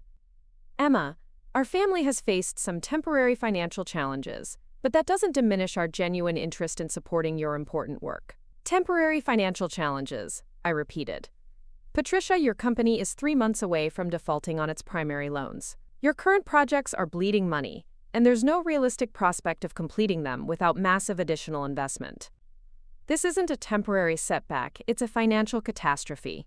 James looked genuinely shocked by my detailed knowledge of their situation, suggesting that Patricia had indeed been concealing the severity of their problems from her own sons. How could you possibly know that level of detail about our private business affairs? Patricia demanded. Because Richardson Real Estate Development pays rent to me, I said simply. Every month for the past 3 years, your company has sent checks to Sullivan Holdings for your downtown office space. Sullivan Holdings is one of my investment companies.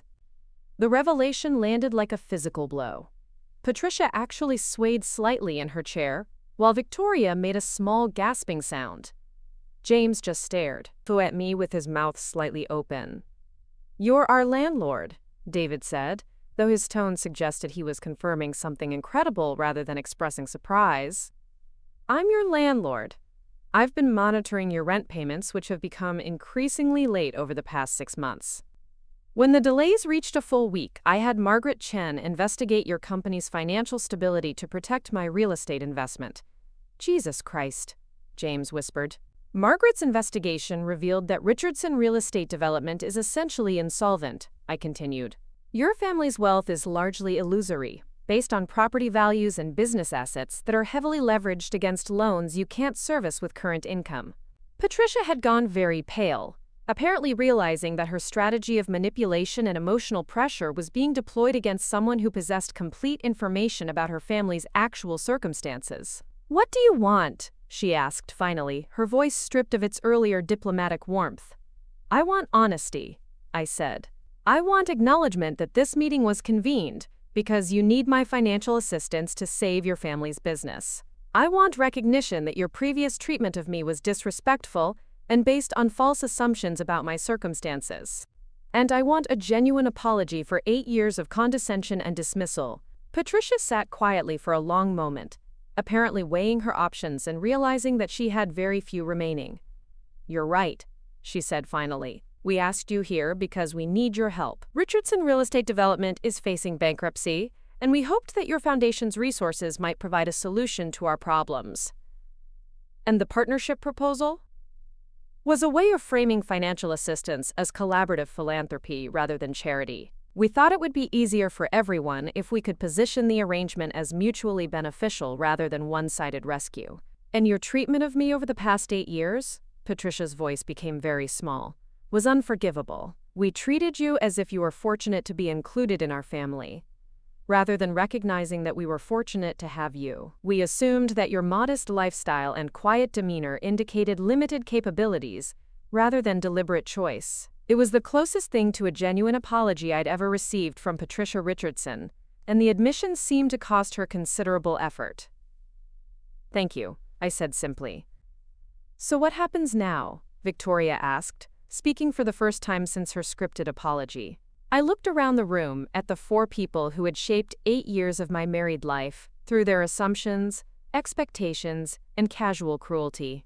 They were all watching me now with something approaching respect, finally understanding that their comfortable hierarchy had been completely inverted. "Now," I said, "we negotiate." The word negotiate hung in the air like a challenge, and I could see each Richardson family member calculating what that might mean for their future. Patricia straightened in her chair, apparently recognizing that whatever happened next would determine not just their financial survival, but the fundamental dynamics of our family relationships going forward. "What are your terms?" she asked, her voice steady despite the circumstances. I opened my purse and retrieved a legal pad where I'd been taking notes during their presentation. The simple act of consulting written material rather than speaking off the cuff established that I'd come prepared for this conversation, that my responses weren't emotional reactions but considered business decisions. First, I said, I want complete financial transparency. If I'm going to consider investing in Richardson Real Estate Development's recovery, I need access to all financial records, outstanding obligations, and projected cash flows. No hidden debts, no surprise creditors, no optimistic projections that can't be substantiated with hard data. James nodded eagerly, apparently relieved that I was discussing terms rather than simply refusing their request. Second, any investment I make will be structured as a business loan, with clearly defined repayment terms, interest rates, and collateral requirements. This will not be a gift or a family favor. It will be a formal financial arrangement with legal documentation and enforcement mechanisms. Patricia's expression tightened slightly, but she didn't object. The distinction between assistance and investment was significant, preserving my position as a creditor rather than a benefactor. Third, I will have oversight authority for Richardson Real Estate Development's financial management until the loan is fully repaid. This includes approval rights for any expenditure over $10,000, monthly financial reporting requirements, and the authority to require operational changes if cash flow targets aren't met. This condition would fundamentally alter the power structure within the Richardson family business, placing me in a position of authority over decisions that Patricia had controlled for decades. But it was also the only way to ensure that my investment wouldn't simply disappear into the same mismanagement that had created their current crisis. Fourth, the loan will be secured by liens on all Richardson family real estate holdings, including your personal residences. If the company defaults on repayment, I will have the legal right to foreclose on those properties to recover my investment. Victoria made a small sound of distress, apparently understanding that their family home could be at risk if the business recovery plan failed. Fifth, Victoria and James will be removed from operational roles within Richardson Real Estate Development. They may retain their ownership stakes, but they will not have decision-making authority or access to company finances. That's not fair, Victoria protested. This is our family business. This family business is bankrupt, I replied calmly. The current management structure has demonstrated its inability to maintain financial stability. If you want my investment, you'll accept professional oversight rather than continued amateur administration. David looked uncomfortable with my harsh assessment of his siblings' capabilities, but he didn't contradict my analysis. Sixth, David will serve as interim CEO under my supervision, with the understanding that his authority is conditional on meeting performance targets and maintaining fiduciary responsibility to creditors. This provision would preserve David's professional dignity while ensuring that someone with actual business competence was making daily operational decisions. Seventh, Patricia will retain her ownership position but will have no operational authority whatsoever. She may attend board meetings in an advisory capacity, but she will not vote on business decisions or represent the company in external negotiations. Patricia's face had gone ashen during my recitation of terms, clearly understanding that accepting my conditions would strip her of the control she'd exercised over family affairs for decades. And finally, I continued, I want a public acknowledgement of my contributions to Denver's philanthropic community. Specifically, I want Patricia to host a reception at this house introducing me to Denver society as the founder and leader of Mountain Hope Foundation, with appropriate recognition of my achievements and influence. The final condition was perhaps the most important, because it would formalize my transformation from invisible family appendage to recognized community leader. Patricia's social connections would legitimize my new public identity while demonstrating that the Richardson family now viewed me as an equal rather than a dependent. Those are my terms, I concluded. You have 72 hours to provide complete financial disclosure and formal acceptance of these conditions. If you agree, Margaret Chen will draft the loan documentation and we can proceed with the transaction. If you decline, you're free to seek alternative financing arrangements. The room fell silent as the Richardson family absorbed the magnitude of what I was proposing. I was offering to save their business and preserve their lifestyle, but only in exchange for complete subordination to my authority and public acknowledgement of my status.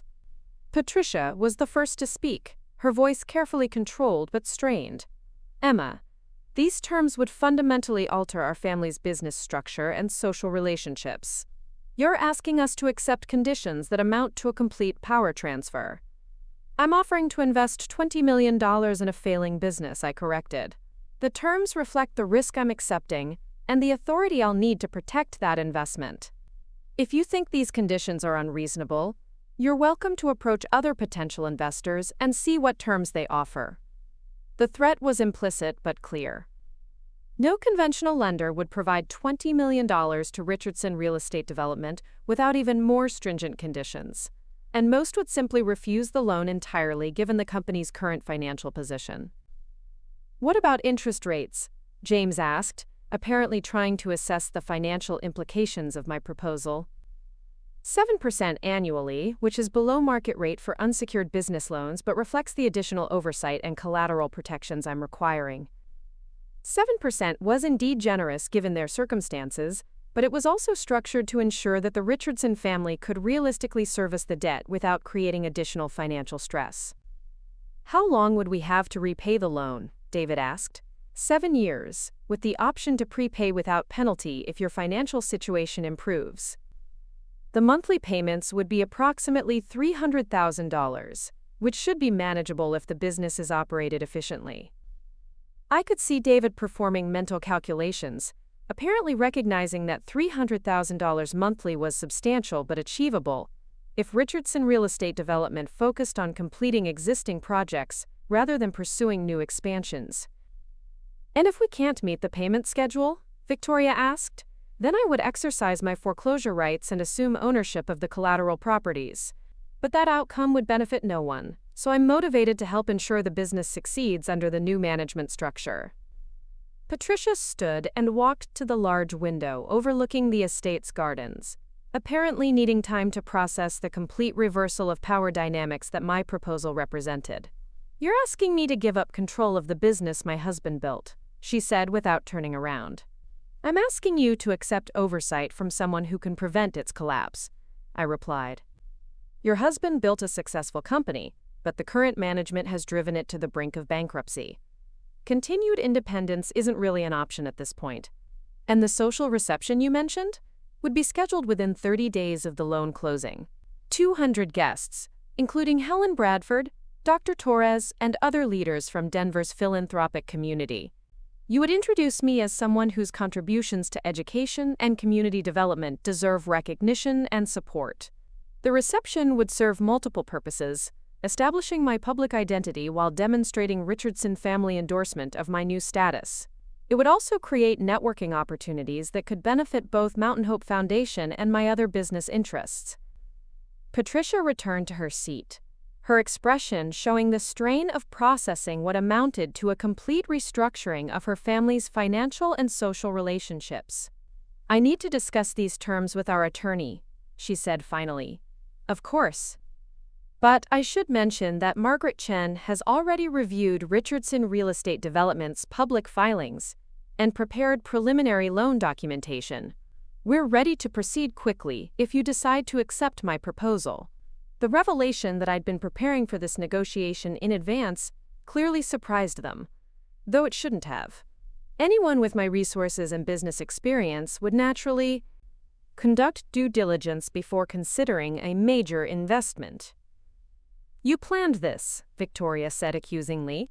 I prepared for the possibility that your family's financial crisis would eventually require outside intervention, I corrected. When Margaret discovered the severity of your problems, we developed contingency plans for various scenarios, including taking over our family business, James said. Including preserving your family business, there's a significant difference. My goal is to stabilize Richardson Real Estate Development and restore its profitability, not to destroy it. David had been quiet throughout the detailed negotiation, but now he looked directly at me with an expression I couldn't quite read. Emma, can I speak with you privately for a moment? I followed him out of the formal living room and into the estate's library, where we could talk without his family overhearing our conversation. Are you sure about this? He asked once we were alone. Sure about what? Specifically? About investing so heavily in my family's business. About tying yourself financially to people who have treated you badly for 8 years. About taking responsibility for a company that might fail despite your best efforts. David's concerns were valid, and his willingness to question the arrangement despite his family's desperate need for assistance suggested that his feelings for me might indeed transcend financial considerations. The business analysis is sound, I said. Richardson Real Estate Development's problems stem from poor cash flow management and overextension, not fundamental market weakness. With proper oversight and adequate capital, the company should recover within 3 to 4 years. But what about us? What happens to our marriage if I'm working for you, if my family owes everything to your generosity, if the entire power structure of our relationship has been inverted? This was the question I'd been avoiding since the previous evening, the personal implications of my transformation from dependent wife to family financier and business supervisor. I don't know, I admitted, but I do know that our marriage can't continue based on the assumptions and deceptions that have shaped it until now. If we're going to have a future together, it needs to be built on honesty about who we really are and what we actually want from each other. And if I can't handle being married to someone who has more money and influence than I do, then we'll discover that and deal with it honestly. But David, I've been handling being married to someone whose family treated me as inferior for 8 years. If our relationship has any real foundation, it should be able to survive this adjustment.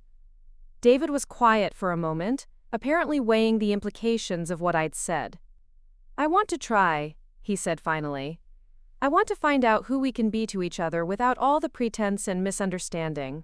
But I'm scared that my pride and my family's expectations will make it impossible for me to be the husband you deserve.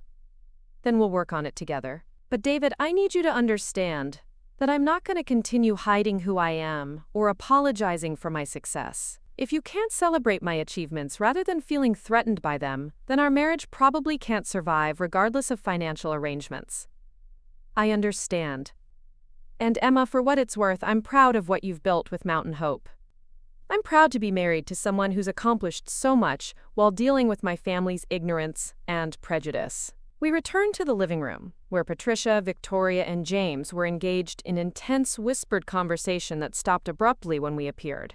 Have you reached any preliminary conclusions? I asked. We need time to review the complete proposal with legal counsel, Patricia said. But Emma, I want you to know that we recognize the generosity of your offer, even if the terms require significant adjustments to our family dynamics. I appreciate that acknowledgement.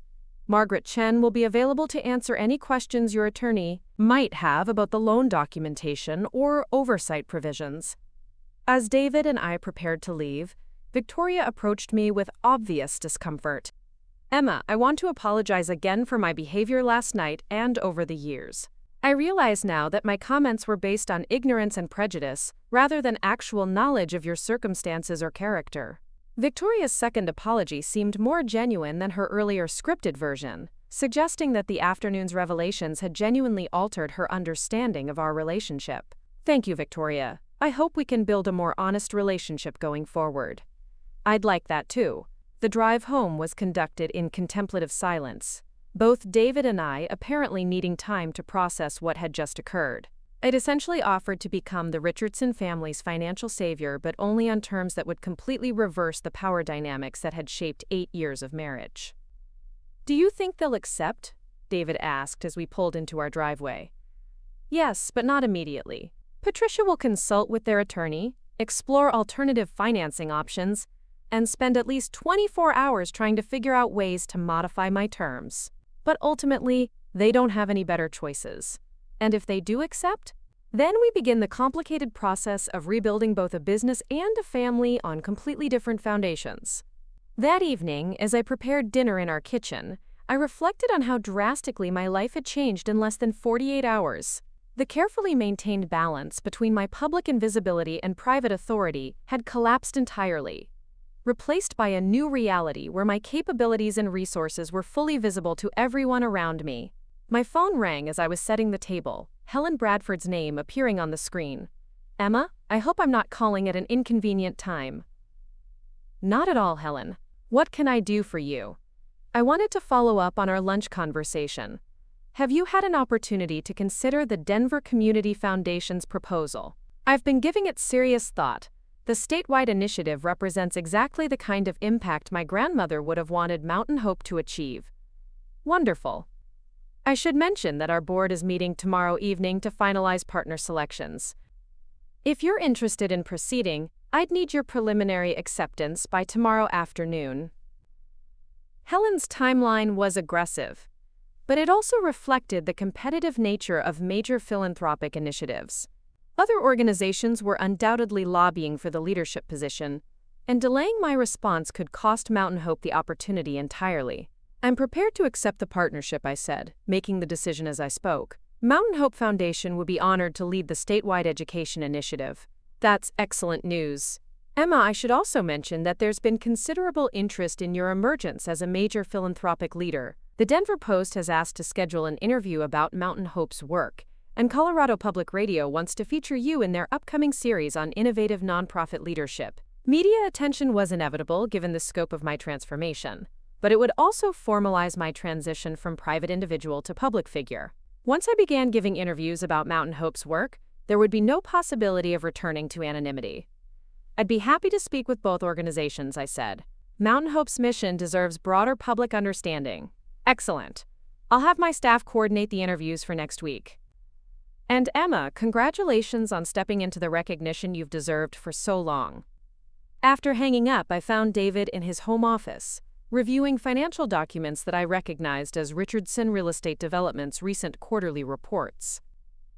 "Researching your family's business situation?" I asked, trying to understand exactly how bad things have gotten. "Emma, these numbers are even worse than I realized. Mother's been concealing losses and inflating asset values to avoid admitting the scope of our problems." "How much worse? We might need closer to $25 million rather than $20 million. Some of the debt obligations were hidden in subsidiary companies that don't appear on the main financial statements." This information wasn't entirely surprising, given Margaret Chen's analysis, but it did suggest that Patricia had been even more deceptive about their circumstances than I'd anticipated. "Are you concerned about my ability to provide that level of investment?" I asked. "I'm concerned about asking you to risk that much money on a business that's been so poorly managed." "Emma, if Richardson Real Estate Development fails despite your investment, you could lose a substantial portion of your foundation's assets." David's concern for my financial welfare was touching, but it also reflected his continued underestimation of my resources. $25 million would indeed be a significant investment, but it wouldn't threaten Mountain Hope's operations or my other holdings. "The risk is manageable," I said, "and the potential return is attractive if the business recovery succeeds." "You really think we can turn things around?" "I think Richardson Real Estate Development has valuable assets and market relationships that have been undermined by poor financial management.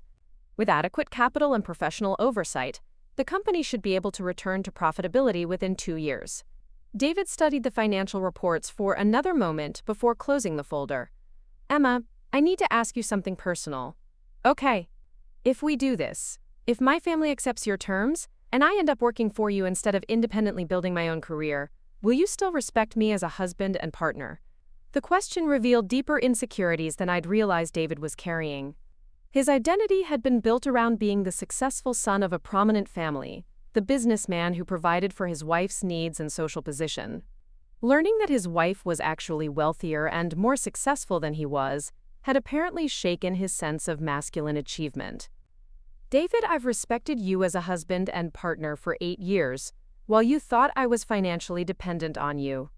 Why would my respect diminish now that we both understand our actual circumstances? Because society expects men to be providers, especially in marriages like ours. If word gets out that I'm essentially working for my wife's investment company, people will see me as a kept man rather than a successful businessman. Do you care more about what other people think than about building a genuine partnership with me? I care about maintaining my professional reputation and personal dignity. Then prove that you deserve both by succeeding as Richardson Real Estate Development's CEO. Show Denver's business community that you can turn around a failing company and repay a major investment ahead of schedule. Use this opportunity to demonstrate your capabilities rather than feeling embarrassed by the circumstances.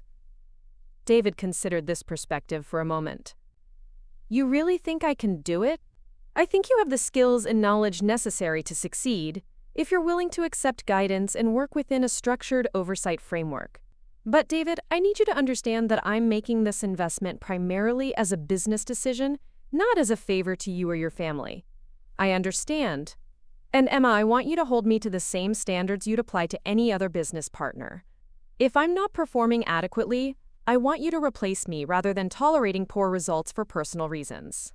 This was exactly the kind of professional attitude that could make our new arrangement successful, and it suggested that David was capable of separating our marriage from our business relationship. I appreciate that commitment, I said. The next morning brought a call from Margaret Chen with an update on the Richardson family's response to my proposal. Patricia Richardson's attorney contacted me at 7 this morning, Margaret said. They're requesting a meeting to discuss potential modifications to your terms. What kind of modifications? Reduced oversight authority, longer repayment periods, and elimination of the personal residence collateral requirements. Essentially, they want your money, but not your control. This response was predictable, but unacceptable. The Richardson family was still hoping to maintain their independence while benefiting from my financial resources. What did you tell them? That the terms were non-negotiable, but that you'd be willing to meet this afternoon to clarify any misunderstandings about the proposal's structure or implementation. Schedule the meeting for 3 o'clock at our office. I want them to see the professional environment where these decisions will be made going forward. Margaret's law firm occupied an entire floor of a downtown Denver office building, with conference rooms designed to intimidate opposing counsel and impress potential clients. Having the Richardson family come to my territory rather than meeting at their estate would reinforce the shift in power dynamics. There's something else, Margaret continued. I received a call from Richardson Real Estate Development's primary lender this morning. Apparently, they've been notified that the company is seeking alternative financing arrangements. How would they know that? Someone from the Richardson family must have mentioned your proposal during discussions about loan extensions. The bank is now demanding immediate payment of outstanding obligations rather than agreeing to further deferrals. This development significantly increased the pressure on the Richardson family to accept my terms quickly. If their current lender was demanding immediate repayment, they might have only days rather than weeks to secure alternative financing. How much do they owe the bank? $8.7 million, due in full within 30 days. If they default, the bank will begin foreclosure proceedings immediately. The timeline had suddenly become much more urgent. The Richardson family needed my investment not just to restore profitability, but to avoid immediate bankruptcy and asset forfeiture. I'll adjust my proposal accordingly, I said. They now have 24 hours to accept my terms, not 72 hours. Should I inform their attorney of the deadline change? Yes, and make it clear that the deadline is firm. If they haven't provided signed acceptance by 3 o'clock tomorrow, I'll withdraw the offer and pursue other investment opportunities. I spent the remainder of the morning reviewing Helen Bradford's materials about the statewide education initiative, preparing for what would likely be my first major public presentation as Mountain Hope's acknowledged leader. The scope of the project was indeed impressive, with potential to impact over 50,000 children during its initial phase and create sustainable programming that could be replicated nationally. At 2:30, I drove to Margaret's downtown office, arriving early to review final details of the loan documentation and prepare for what would likely be a difficult negotiation session. Margaret had arranged the conference room with my materials at the head of the table, symbolically positioning me as the decision-maker rather than a participant in family discussions. The Richardson family arrived promptly at 3 o'clock, accompanied by their attorney, a nervous-looking man in his 50s who clearly understood the weakness of his client's negotiating position.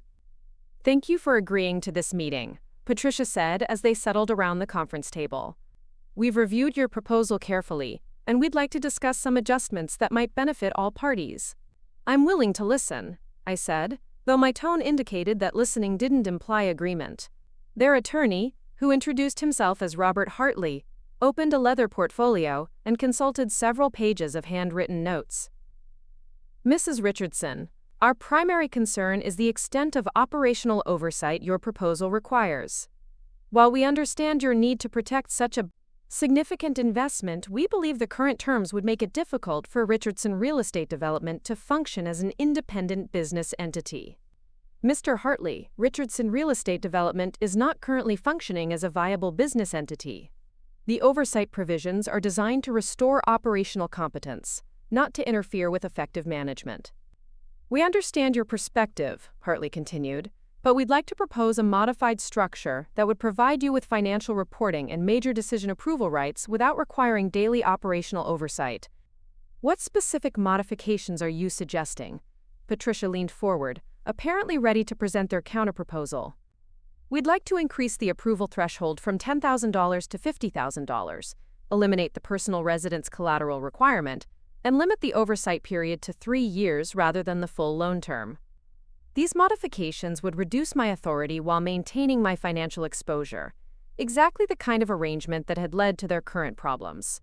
"Those changes are unacceptable," I said immediately.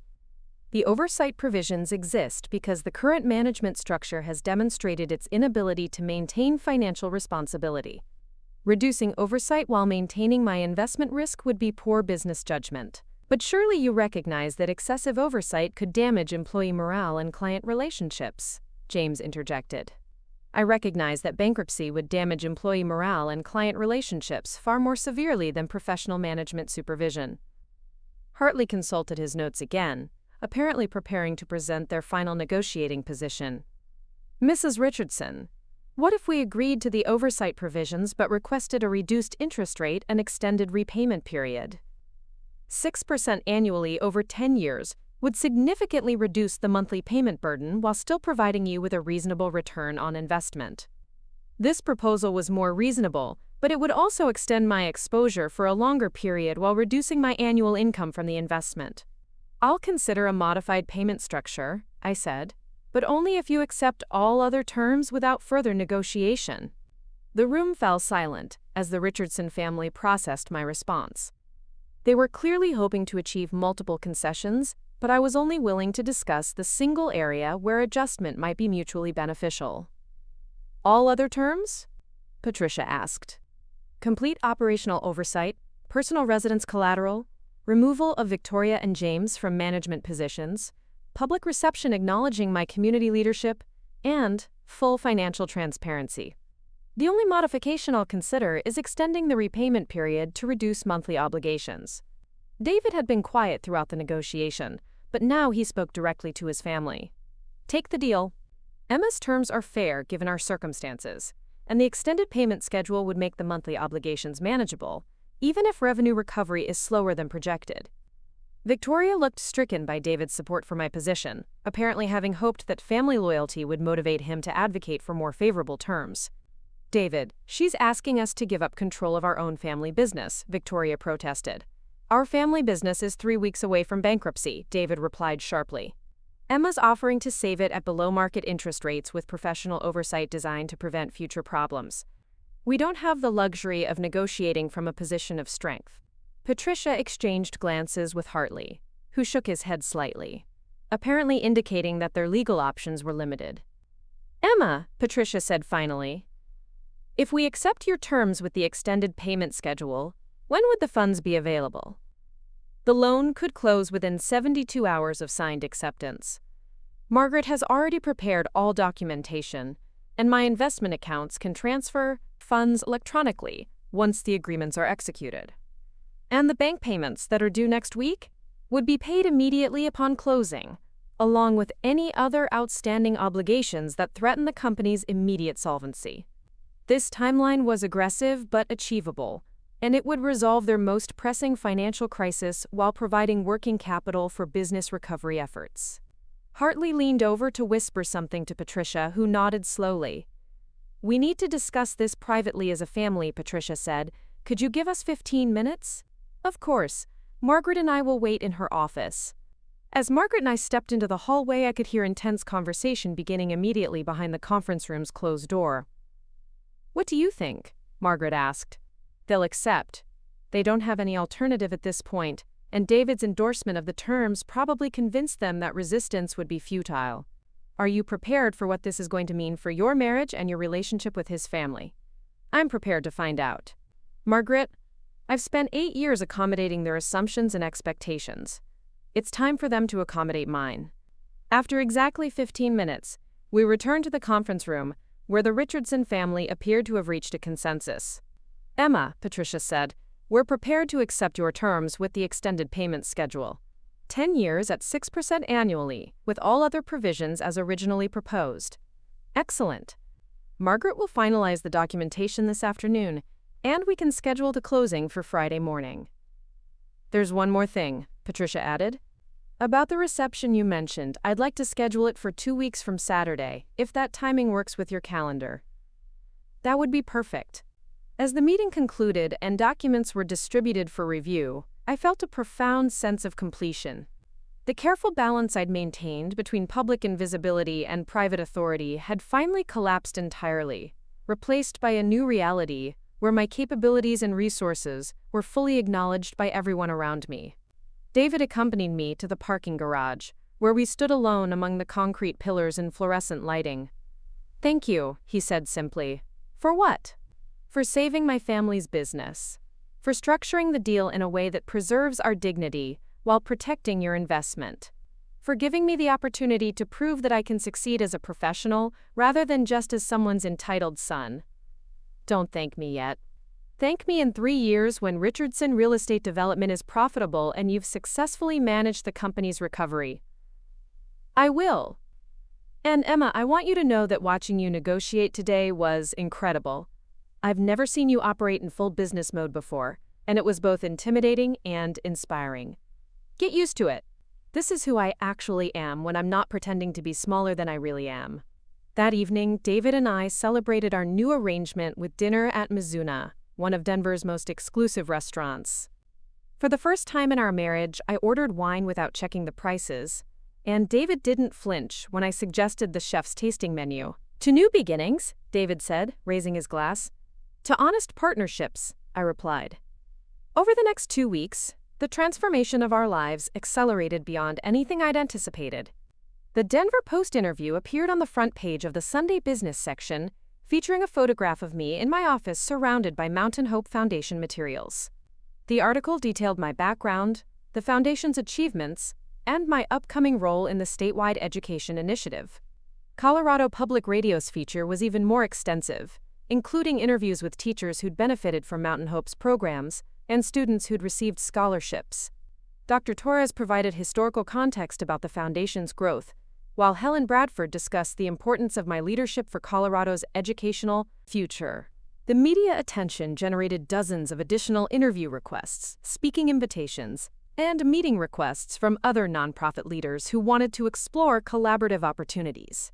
My calendar filled with the kind of professional commitments that had previously been invisible to everyone except my closest associates. Richardson Real Estate Development's loan closing proceeded smoothly, with all outstanding debts paid and the company's immediate financial crisis resolved. David threw himself into his new role as CEO with determination that impressed even me, implementing cost controls and efficiency measures that began showing results within the first week. Patricia's behavior underwent the most dramatic transformation. The woman who'd spent 8 years treating me as a charity case now deferred to my judgment on business decisions and sought my advice on social matters. The shift was initially awkward for both of us, but it gradually evolved into something resembling mutual respect. Victoria and James struggled more with the new family dynamics, but they eventually accepted their reduced roles within the company while focusing on other career opportunities. Victoria enrolled in a graduate program in nonprofit management, apparently inspired by my example to pursue meaningful work rather than simply managing her trust fund. The reception Patricia hosted in my honor exceeded even my optimistic expectations. 230 guests attended, including Denver's mayor, several state legislators, university presidents, and virtually every prominent figure in Colorado's philanthropic community. Patricia's introduction was gracious and comprehensive, acknowledging my achievements while accepting responsibility for her family's previous failure to recognize my contributions. The evening established my position in Denver society more effectively than years of gradual relationship building could have accomplished. By the end of the night, I'd committed to serving on 3 additional nonprofit boards and had scheduled follow-up meetings with potential collaborators for 5 new educational initiatives.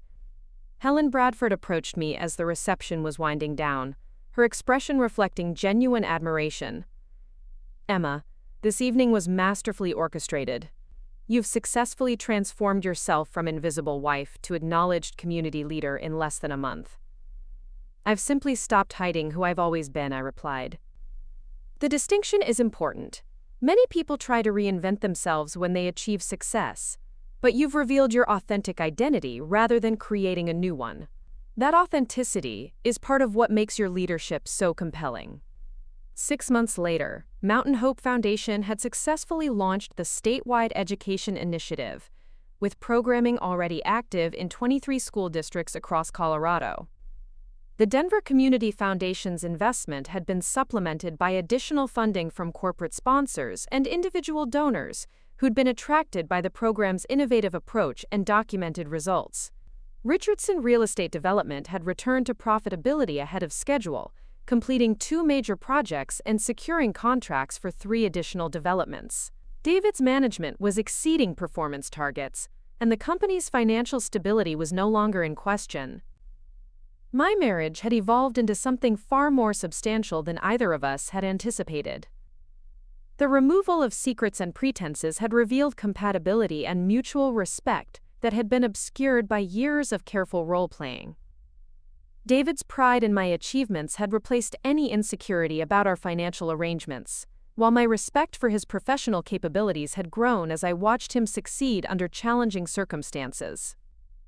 The morning of Mountain Hope Foundation's 15th anniversary celebration, I stood in the bathroom of our renovated home, preparing for what would be my largest public speaking engagement to date.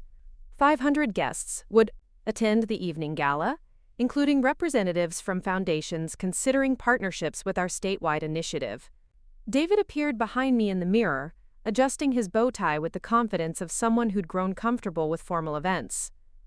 "Ready for your big night?" he asked. "I've been ready for 15 years, I replied. "I just finally have the audience that deserves to hear the story." As we drove toward the hotel where the gala was being held, I reflected on the journey that had brought me from my grandmother's small house in Pueblo to Denver's philanthropic leadership. Rose Sullivan's legacy had grown beyond anything she could have imagined, but the core mission remained unchanged, proving that people like us could create opportunities for others to rise beyond their circumstances. The evening's program included video presentations about Mountain Hope's impact, speeches from political leaders about education policy, and recognition of major donors who'd supported our expansion. But the moment that moved me most came during my closing remarks, when I spoke about my grandmother's letter and her challenge to prove the world wrong about people who started with nothing. Rose Sullivan taught me that the most powerful philanthropy comes not from giving away excess wealth, but from using every resource available to create opportunities that didn't exist before, I said to the audience. She showed me that changing lives requires not just money, but vision, persistence, and the courage to demand that society live up to its promises about equality and justice. The standing ovation that followed lasted nearly 5 minutes, with several guests wiping tears from their eyes as they applauded. But more importantly, The response included commitment pledges totaling over $12 million in additional funding for the statewide initiative's expansion into neighboring states. As David and I drove home through Denver's quiet streets, I felt the profound satisfaction of having honored my grandmother's memory while building something sustainable for future generations. Rose would be proud, David said, apparently reading my thoughts. She'd be amazed. But she'd also probably have suggestions for how we could be doing more. Is that what you want to do? More? I want to do whatever serves the mission best. If that means expanding nationally, we'll expand nationally. If it means focusing more intensively on Colorado, we'll focus here. The scale is less important than the impact. And what about us? What do you want our life to look like now that you're one of the most influential people in the state? I considered his question as we pulled into our driveway. The house looked different now that it had been renovated with funds from my investments rather than David's income, but it still felt like home. I want us to be partners in everything that matters, I said. I want to build something together that's even more significant than what we've accomplished separately. I'd like that too. As we walked through our front door, I realized that my grandmother's most important lesson hadn't been about money or education or social justice. It had been about refusing to accept other people's limitations on what was possible for someone like me. The girl from Pueblo had indeed proven the world wrong, but more importantly, she'd learned to stop apologizing for existing and start demanding the recognition her achievements deserved. Rose Sullivan's granddaughter had finally become the woman she'd always been meant to be, and the story was just beginning. Up next, you've got 2 more standout stories right on your screen. If this one hit the mark, you won't want to pass these up. Just click and check them out.